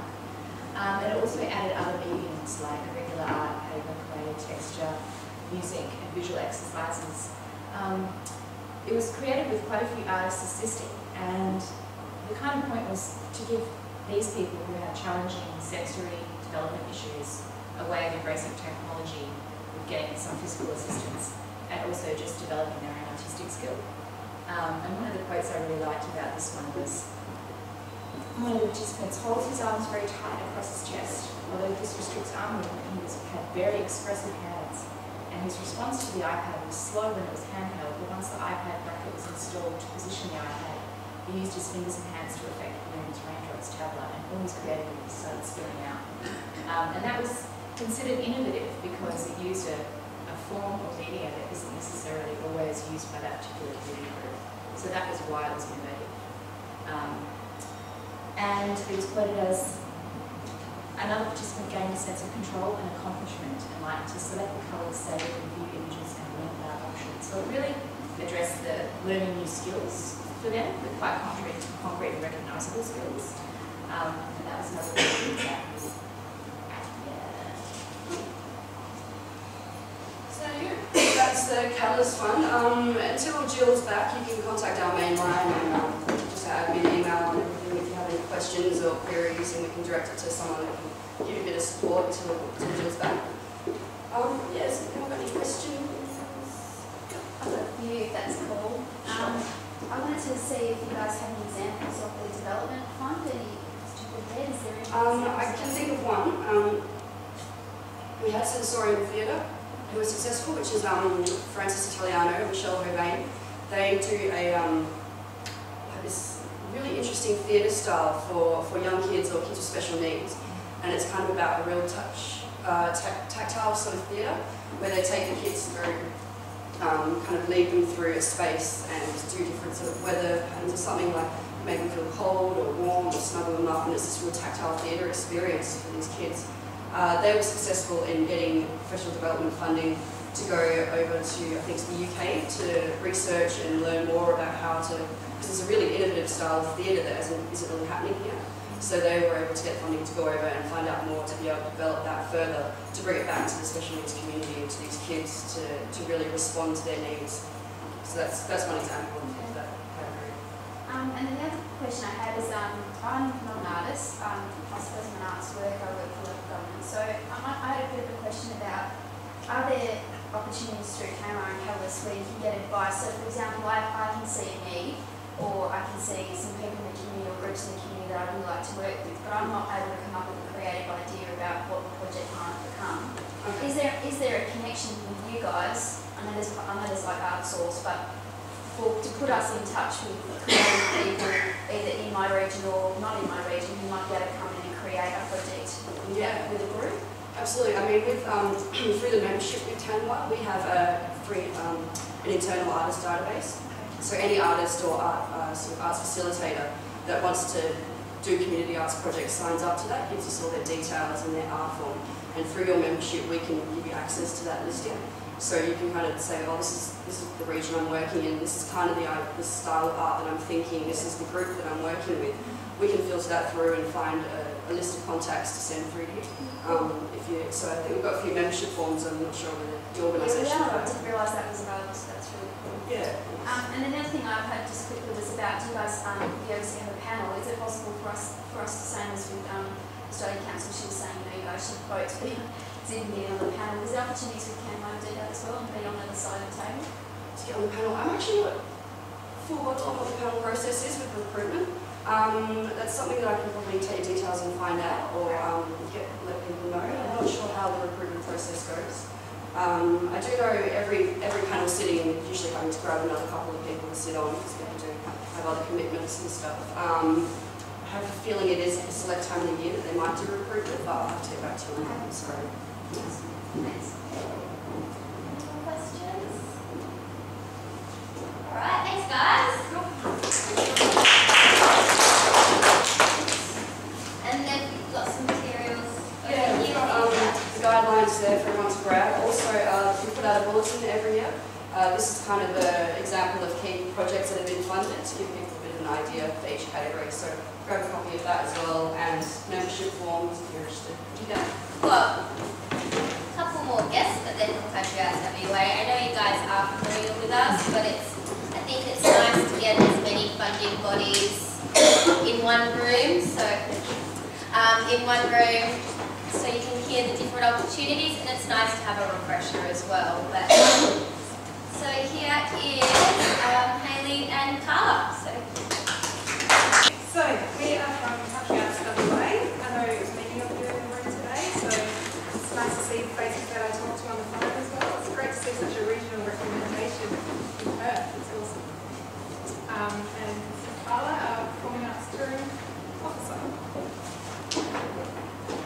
So you're all members, but I'm not going to assume that you know everything about what we do.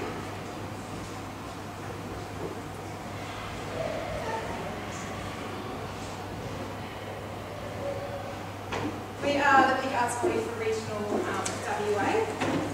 We are committed to building and maintaining creative, strong and healthy communities in WA through engagement with the arts. And we are membership based, so we're driven by our members, you guys. What do we do? I think most of you are involved with us in some way, whether it's through the membership program or through the touring program or through our funding program, and we also have strategic and special projects that we run.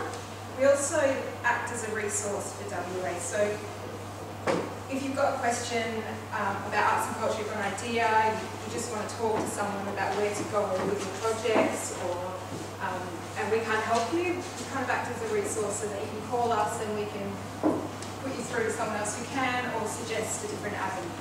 That's one of our big focuses. And we also have a lobby advocating stream where we lobby government at the 3 tiers and big business and places like that to get focused on regional arts and culture in WA.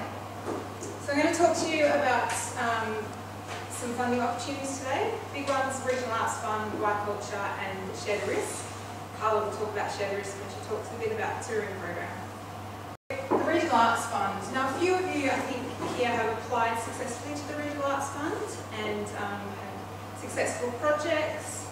So if I'm going over, just please bear with me on that one. Regional Arts Fund is a federal initiative, and it's managed by the Ministry for the Arts and devolved to us. So we run it through the state. It's designed to support arts and cultural projects that offer long-term impact, sustainability and skills and or professional development opportunities. All art forms are eligible.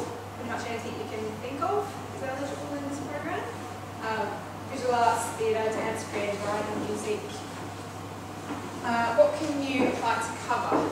So you can apply to cover project costs that relate to the period of that project. You can't apply for things like capital purchases, so laptops, printmaking machines, that kind of thing aren't covered. But they do cover artist fees, cultural advisor fees, travel, accommodation, materials for that period, and venue hire, insurance, kind of thing. And if you're ever unsure about what it does cover, just ask us and we can talk about it.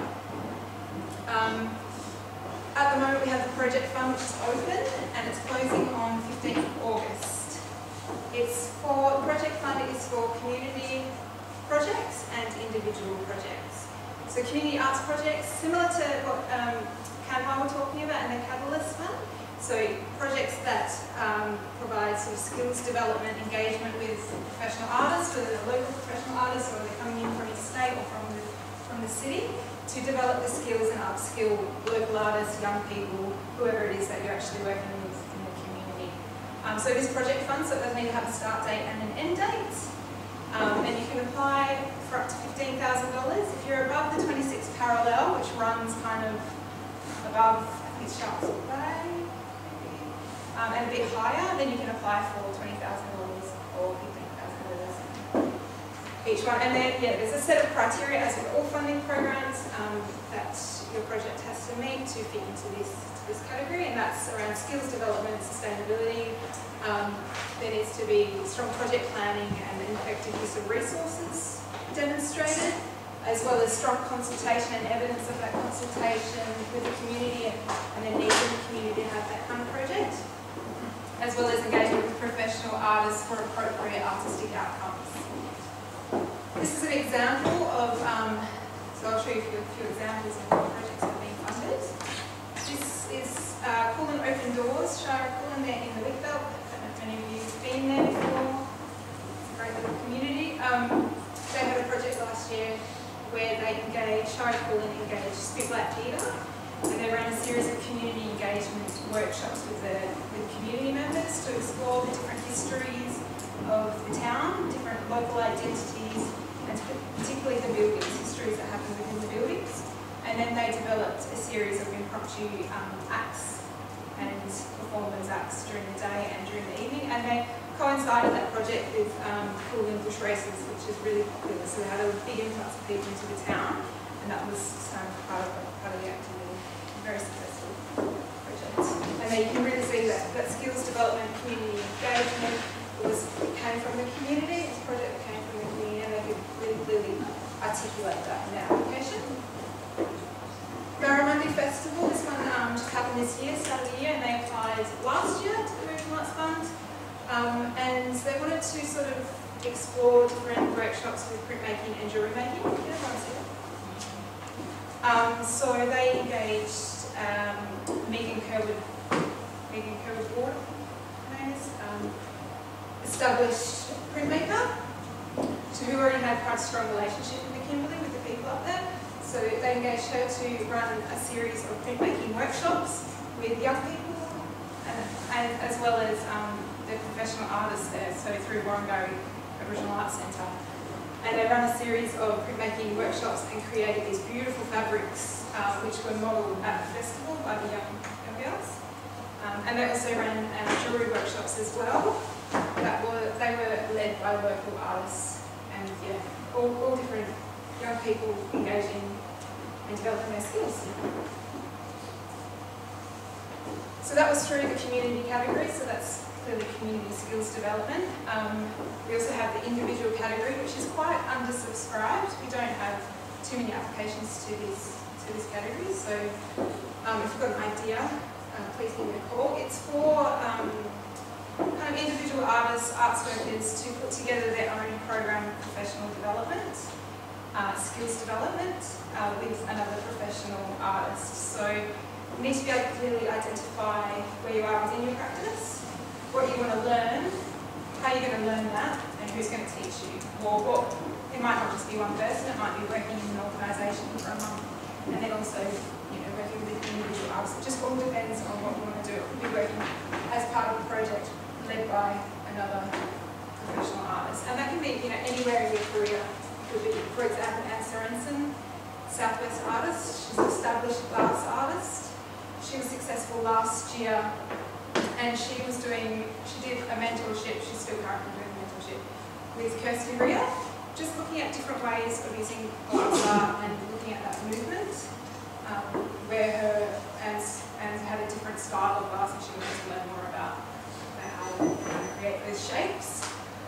So yeah, that's currently happening at the moment, and she's having a great time, just learning heaps. So yeah, if you've got something in mind that you would like to expand on, or artists in your community that would like to get involved in something like that, please pass that one on. Our quick response grants. This grant is managed by Tegan, who is our grants assistant over there. It's open all year round until it runs out of money, which it does quite often. It's just opened again on the 1st of July, so this is one to kind of keep in your back pocket. It's not if you're planning on using quick response, it generally isn't the funds that's right for you. It's for unique opportunities that come up at the last minute, but you don't have time to plan for other funding and go through normal funding rounds, like what we've heard about today from DCA, Catalyst, Lottery West, those kind of places. Again, it's through the RAF, so it's about, then it does need to be sort of an element of skills development, professional development, and consultation with the community, evident, the need in the community needs to be evident, and there needs to be sustainable outcomes. So there's a community category and an individual category, and this one you need to have a final application in 10 days before the project starts. So it's a really fast turnaround. And you can apply for up to $3,000 in the community one, and that's again like if you find out that there's a performance in a town that's just down the road, and the artists in that performance have said that they can come and do workshops with your community in a certain area, and they're only going to be there, you know, for that particular time. You're not going to get a chance to take that opportunity up. So that's where you kind of be looking at the quick response grant. Here's an example of the individual one. Sandy Webster is another Southwest artist. She's not Sandy Webster, sorry, Jane Flower. She found out that Sandy Webster is an international artist in shifu making. I'm not sure if anyone's aware of that art form. It's basically, I think, fabric bookmaking. And she was from overseas, and she's going to be in Melbourne doing workshops in that art form. And Jane found out about it within, I think, there was only like 2 months until the workshop, and she needed to take advantage of that opportunity really fast. She really wanted to attend. She could clearly articulate how those skills that she would learn would benefit her own career for the long term, and was successful in getting a good response in the individual category to attend these workshops and learn some amazing skills in shifu. This was a community category, quick response grant. Some groups in the Gascoyne Circus and Physical Theatre in the Gascoyne region found out that Chloe DeVille was going to be in Perth as part of the Fringe Festival. She's an aerialist artist, and she had expressed interest in heading up to the Gascoyne to deliver workshops. But she was only going to be in town for the Fringe Festival, and she only had a certain amount of time to attend, so they took advantage of the quick response grant to get her up to Gascoyne and run workshops with Kundara dance, as well as Gascoyne Circus and Physical Theatre and Burundara Aboriginal community. We also have the Partnership Fund, which is open once a year. Last year it was in the March round, and this year we've got it open, so it's closing in August. This one is quite a unique fund. It's for professional arts organisations to partner with the community or one or two communities and extend their program out to that community. So that will be closing in August, and there's up to $40,000 for a 2-year program, so they will develop a 2-year program with that community of arts activities.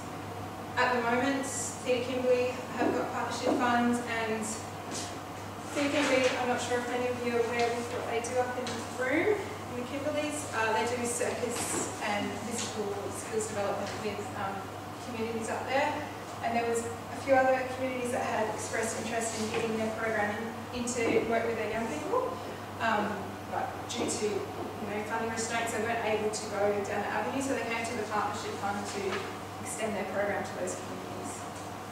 And it's very much about building partnerships, strong consultation, and really, building their program. The RAF Fund has gone online, which is really exciting. So all our applications are online now. No more paper. It's straight into a database, which is going to be a lot easier than everything. This is the first round that it's kicked off, so I'm just saying it's going to be a learning experience for everyone.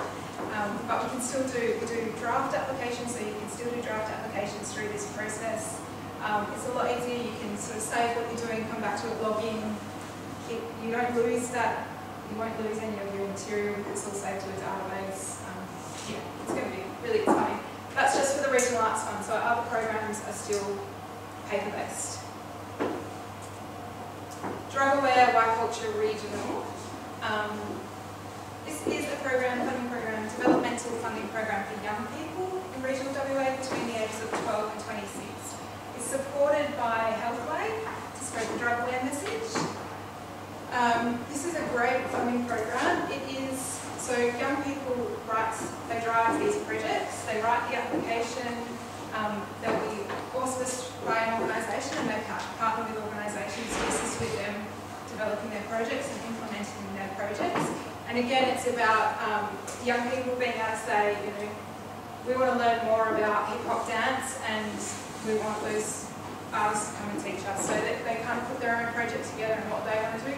Because it is driven by young people, it does get very high attendance, high participation, and really high audience members, because it's very relevant to their needs. So it's up to $4,000 for below the 26 parallel that young people can apply to, up to $6,000 for above the 26 parallel. And like with our other funding, it's project funding, so there has to be a start and an end date. And we work very closely with young people on these projects, so you know, a lot of the time it's the first time they've even come to looking at funding or even writing something in that format. So we work very closely on drafting, we work closely with the auspice organisations, and just make sure that's all going well and they've got the support that they need to deliver a really high quality arts project. Here's an example of one that happened in Margaret River. So Pat loves to surf and is a member of the local surf club, and they wanted to learn more about surfboard making and surfboard art. So they engaged local artist Warren Thompson to teach a group of young people how to make their surfboards. An amazing, very successful project.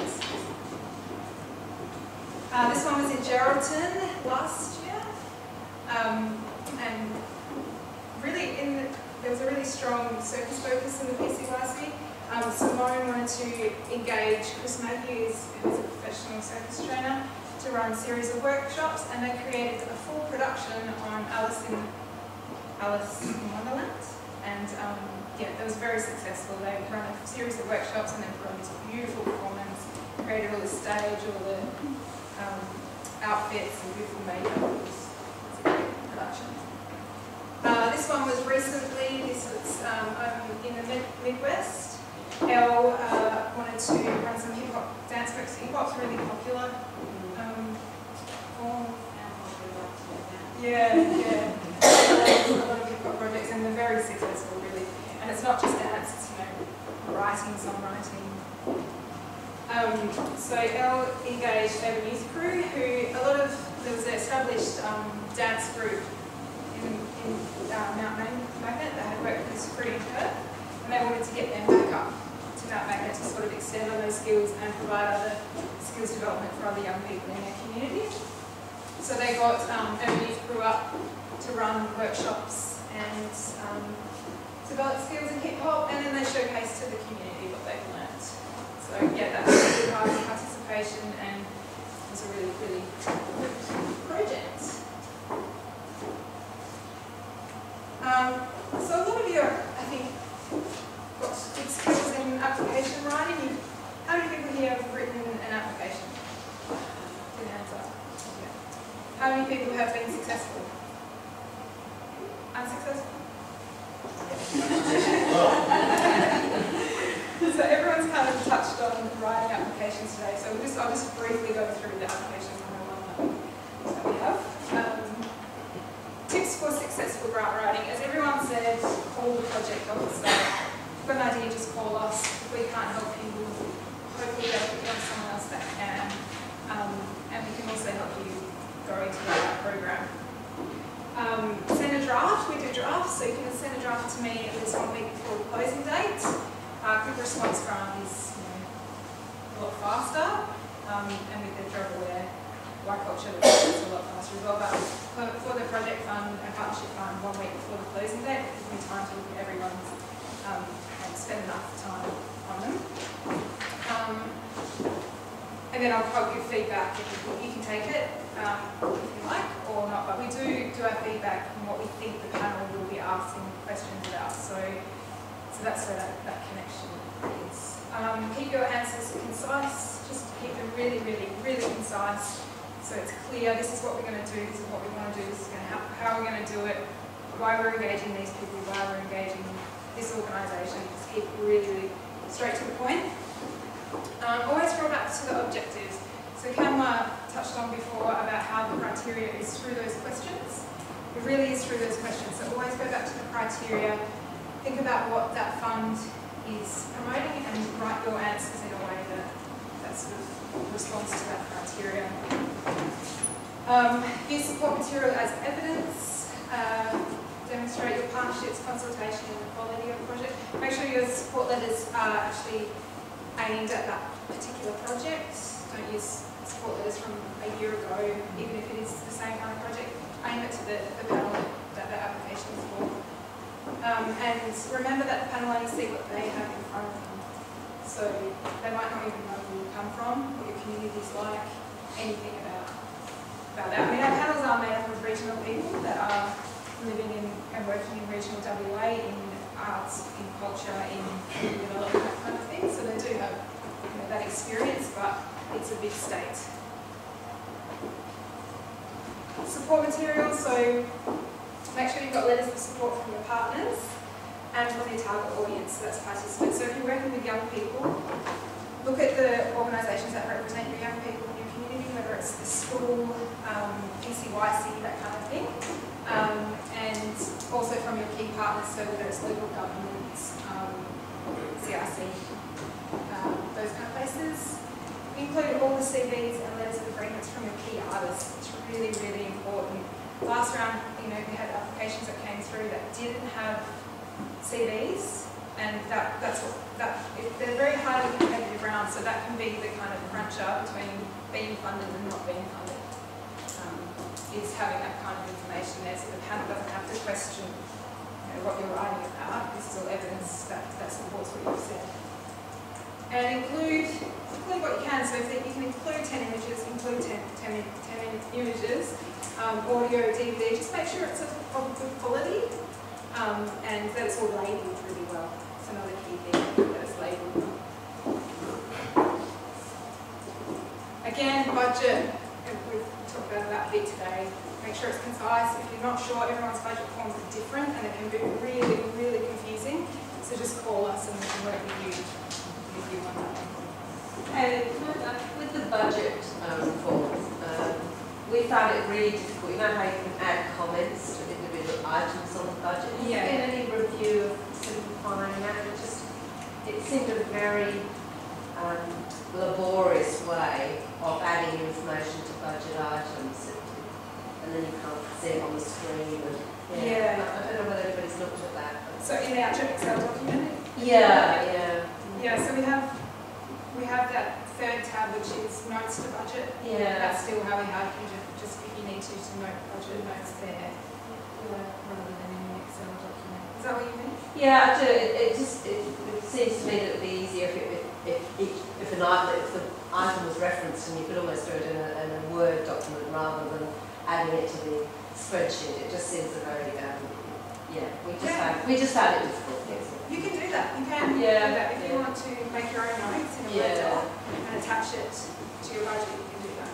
It's just the visibility when you're going back through your application and sort of looking at the board, making sure you cover it. Yeah, that's true.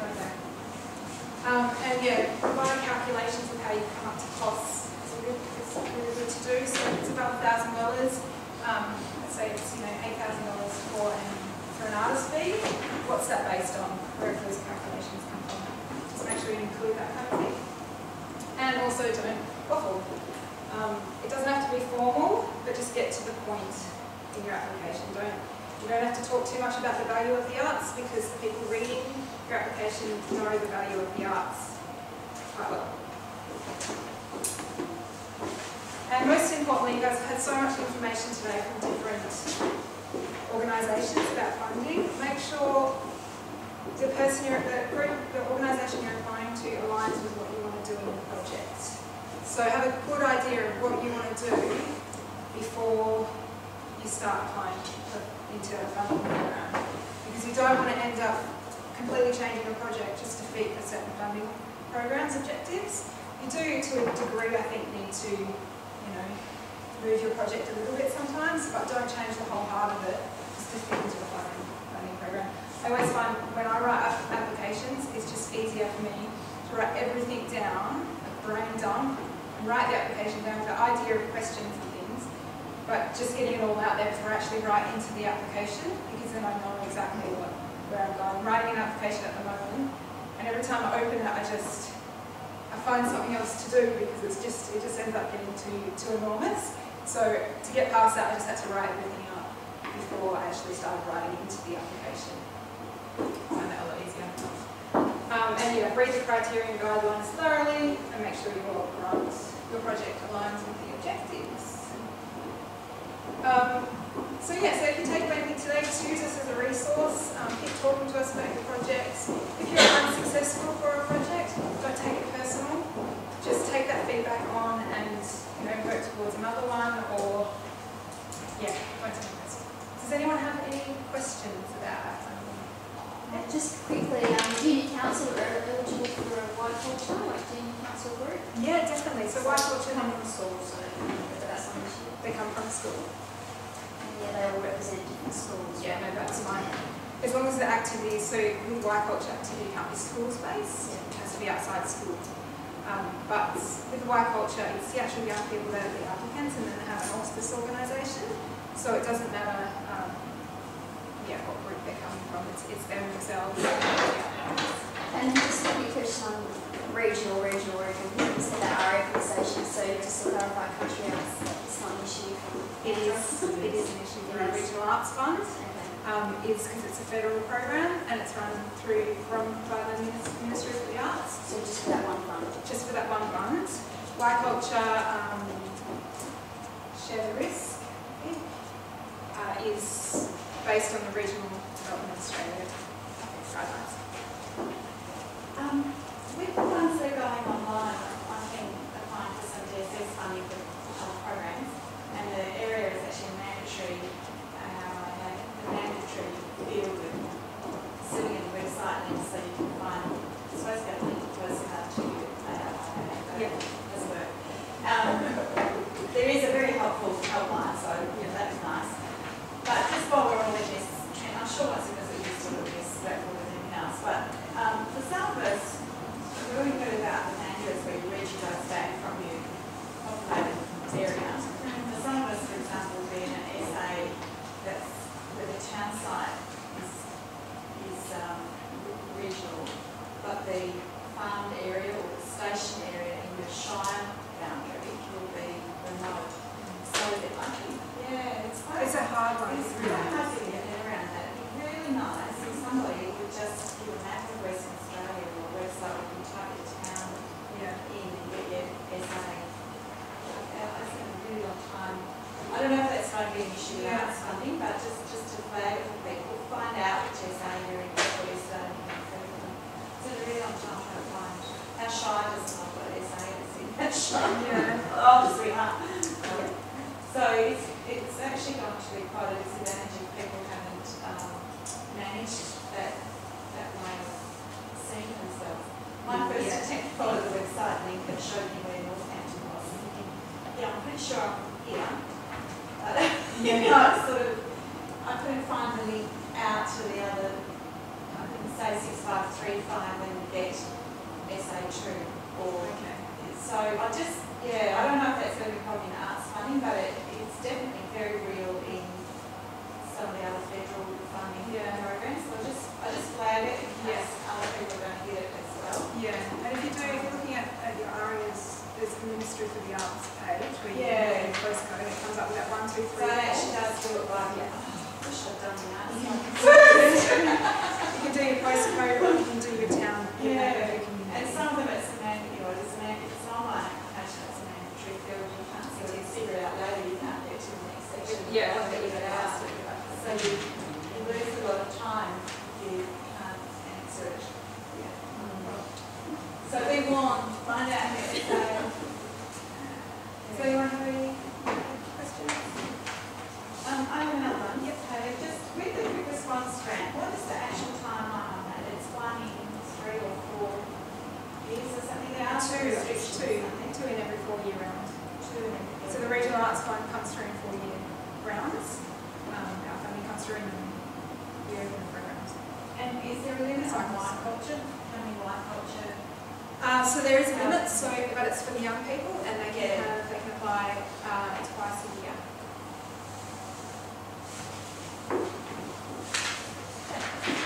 Any other questions? If you want to talk to me after about specific project ideas, there's only, I think, Matt's going to be very well. There's probably about 5 weeks, I think, left until the project fund closes, so if you want to put an application in, now's your time to get cracking. And now, Carla is going to talk to us about Share the Risk and our touring program. Right, I'm sure you're all exhausted now and you've got a lot of information about funding, so I'm just going to be really quick. We've got one other funding opportunity at Country Arts, which is through the touring team. It's called Share the Risk, supported by Lottery West, and it's a little bit different to the other funding opportunities you've heard about, where it's a guarantee against loss, more of an insurance type funding. So you don't apply for money and get it outright. It's for performing arts events. So it's basically to give community presenters the confidence to put on shows, and is there so you can draw on the funds if in the event of something unexpected happening on the night of your show, you don't make the ticket sales you're expecting, then you can draw on those funds and give you a bit more confidence to put on the show. You can apply for, there's 2 different applications and they're just slightly different. One's for our Shows on the Go program and the other one is for other performing arts events. So you can apply for up to $10,000 for each, but with the Shows on the Go, you're basically just applying for half of the presenter fee. And with other events, you can apply for half of the eligible costs, which is travel fees for the performance fee, venue hire fee, things like that. And the ineligibility is shires unable to apply, and commercial bodies like wineries and things like that. So it's mainly real community presenters, community CRCs and things like that. And also if you've got outstanding equivalents, then you're ineligible.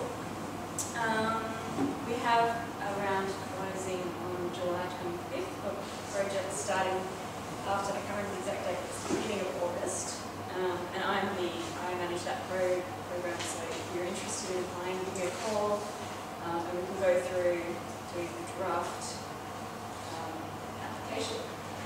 And all the guidelines are on our website and the application form should be there too, but if you can't find it, just give me a call and I can send them to you. Yeah, that's pretty much all there is about Share the Risk. I was going to talk about what we do in touring, but I'm sure most of you know about it. Is anyone completely unfamiliar with what we do in touring at Country Arts Studio? Or do you all know everything? Okay, well, I'll just skip through that then, unless anyone has any questions about anything. Do you all know what Shows on the Go is? Yes? Yes? Does anyone not know what Shows on the Go is? Does anyone have any questions? We have just got our new touring menu, which has been printed. We're trying to go green, so we've only printed a few this year. It's all online. You can download a PDF of the menu from our Country Arts Studio website under the touring tab. If you'd like to have one of these, I've got a few here. If you want to have a look through and you can vote, come and see me. And we just want to have a look and see what it's all about. I'll get through all that since everyone knows everything. You can vote on Cyberpaddock as well, cyberpaddock.net.au. We have the Shows on the Go 2015 round up, so if you're not already signed up to Cyberpaddock, you can sign up and put your venue online, or you can look through. Does everyone know what Cyberpaddock is? Yeah, okay, great. Yeah, if you need help signing up to create an account on Cyberpaddock, you can also just give me a call. These are just some of the other touring projects that we do. We tour to the Indian Ocean Territories when we have funding. We do a Circuit West tour to the professionally managed venues. We do schools touring, which is just to make sure that schools in regional areas have access to professionally performing experiences. And we work with Spare Parts, Buzz Dance, Viking Gecko and Yuriaki. And we also do a national tour. And also at Country Arts we have some strategic projects like the Boat Arts Campaign and the Regional Arts Australia Summit, which, Gemma, can you want to say a little bit about that? Well, Since you're all here. sure.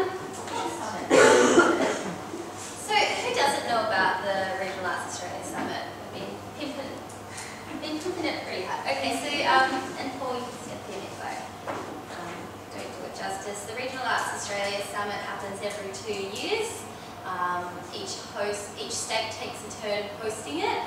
Western Australia's turn is this year, and I don't know, when's the last time Paul WA hosted this event? 14 years ago. 14 years ago.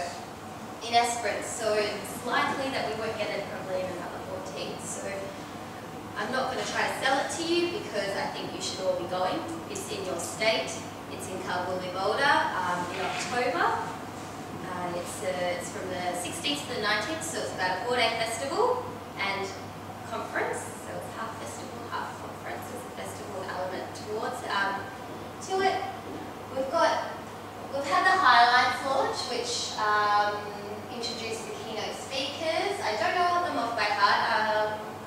The ones that come to my head is the artistic director from Opera Queensland, Brian Ritchie, I think his name is. He's from Tasmania. He's a curator at Mona Fauna. We've got 2 international speakers from Indonesia, and Genevieve Greaves from she's a lead curator, and she's from Victoria. Is that right? Yeah. So all I can say is jump on the website, have a look at what we're offering.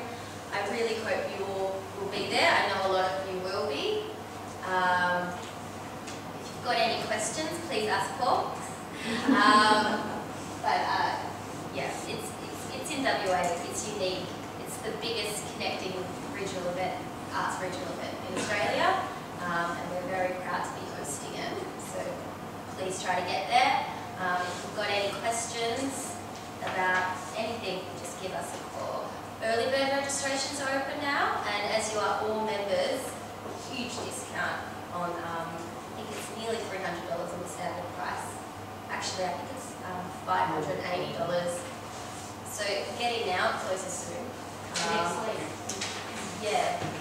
Can I suggest that it's quite difficult sometimes for people to get, agreement from their shire or whoever to go until we've got the detail of the program. So you can say, well, this is where I want to go, because I want this person, not just the keynotes. So closing early bird before the rest of the detail of the program is a bit of an issue, I reckon. Yeah, not really sure how to answer that. I understand. You can only offer so much when you do sometimes have to sell it to get that support. To be honest, I'm not sure how to answer that. Okay. There always has to be a closing date on early bird just to try to get you in there. But maybe that's also a reason to say you're going to have to make a decision now, because otherwise, when the full program comes out, it's going to go up a few $100s. So that might be a reason. Are the details of the previous summit conference available maybe? You could set it on the basis of what happened 2 years ago? You can. I'm sure the website is still up for the last conference, which was in South Australia, CANWA. It's going to be different. This one's got a huge festival element to it. But yeah, of course, maybe to show the scale of it and how it is a national event. And the Regional Arts Australia website has all of the previous events listed on there. But and I've spoke to someone today, sometimes the Regional Arts Australia website, not the summit website, the organisation's website, WA-based people, sometimes it just doesn't work. And I don't know, communication. That's metro-based as well. Yeah, so if you do need anything and it's not on the raaSummit.com.au website, just give us a call and we can send you a direct link, all the information you need to that website. Big problem on it to WA. Any questions on the summit besides specific programming details which will be revealed? Food's going to be yummy. Oh yeah, not Nancy. Nancy. Yeah, the food's going to be good. It is going to be amazing. We're really excited about it. Hope to see you all there. Any questions about Country Arts WA or anything like that before we take us up? Yeah. Sorry, we'll share the list again. Is it two, you say there's 2 rounds? No, there's about 5 or 6 rounds. 5 or 6 rounds. Yeah, the dates are all on our contracts. Okay, thank you. Great. So thank you for coming. I don't know if you've noticed that we've tried to revamp our membership program to do a lot more of these events. This is is our third one for the year, and there will be one connected to the summit if you're attending, kind of a VIP event. Not sure what that is because I would love feedback on anything that you think is needed. Thank you for being members because you do drive us and what we do. And everyone, and thanks to these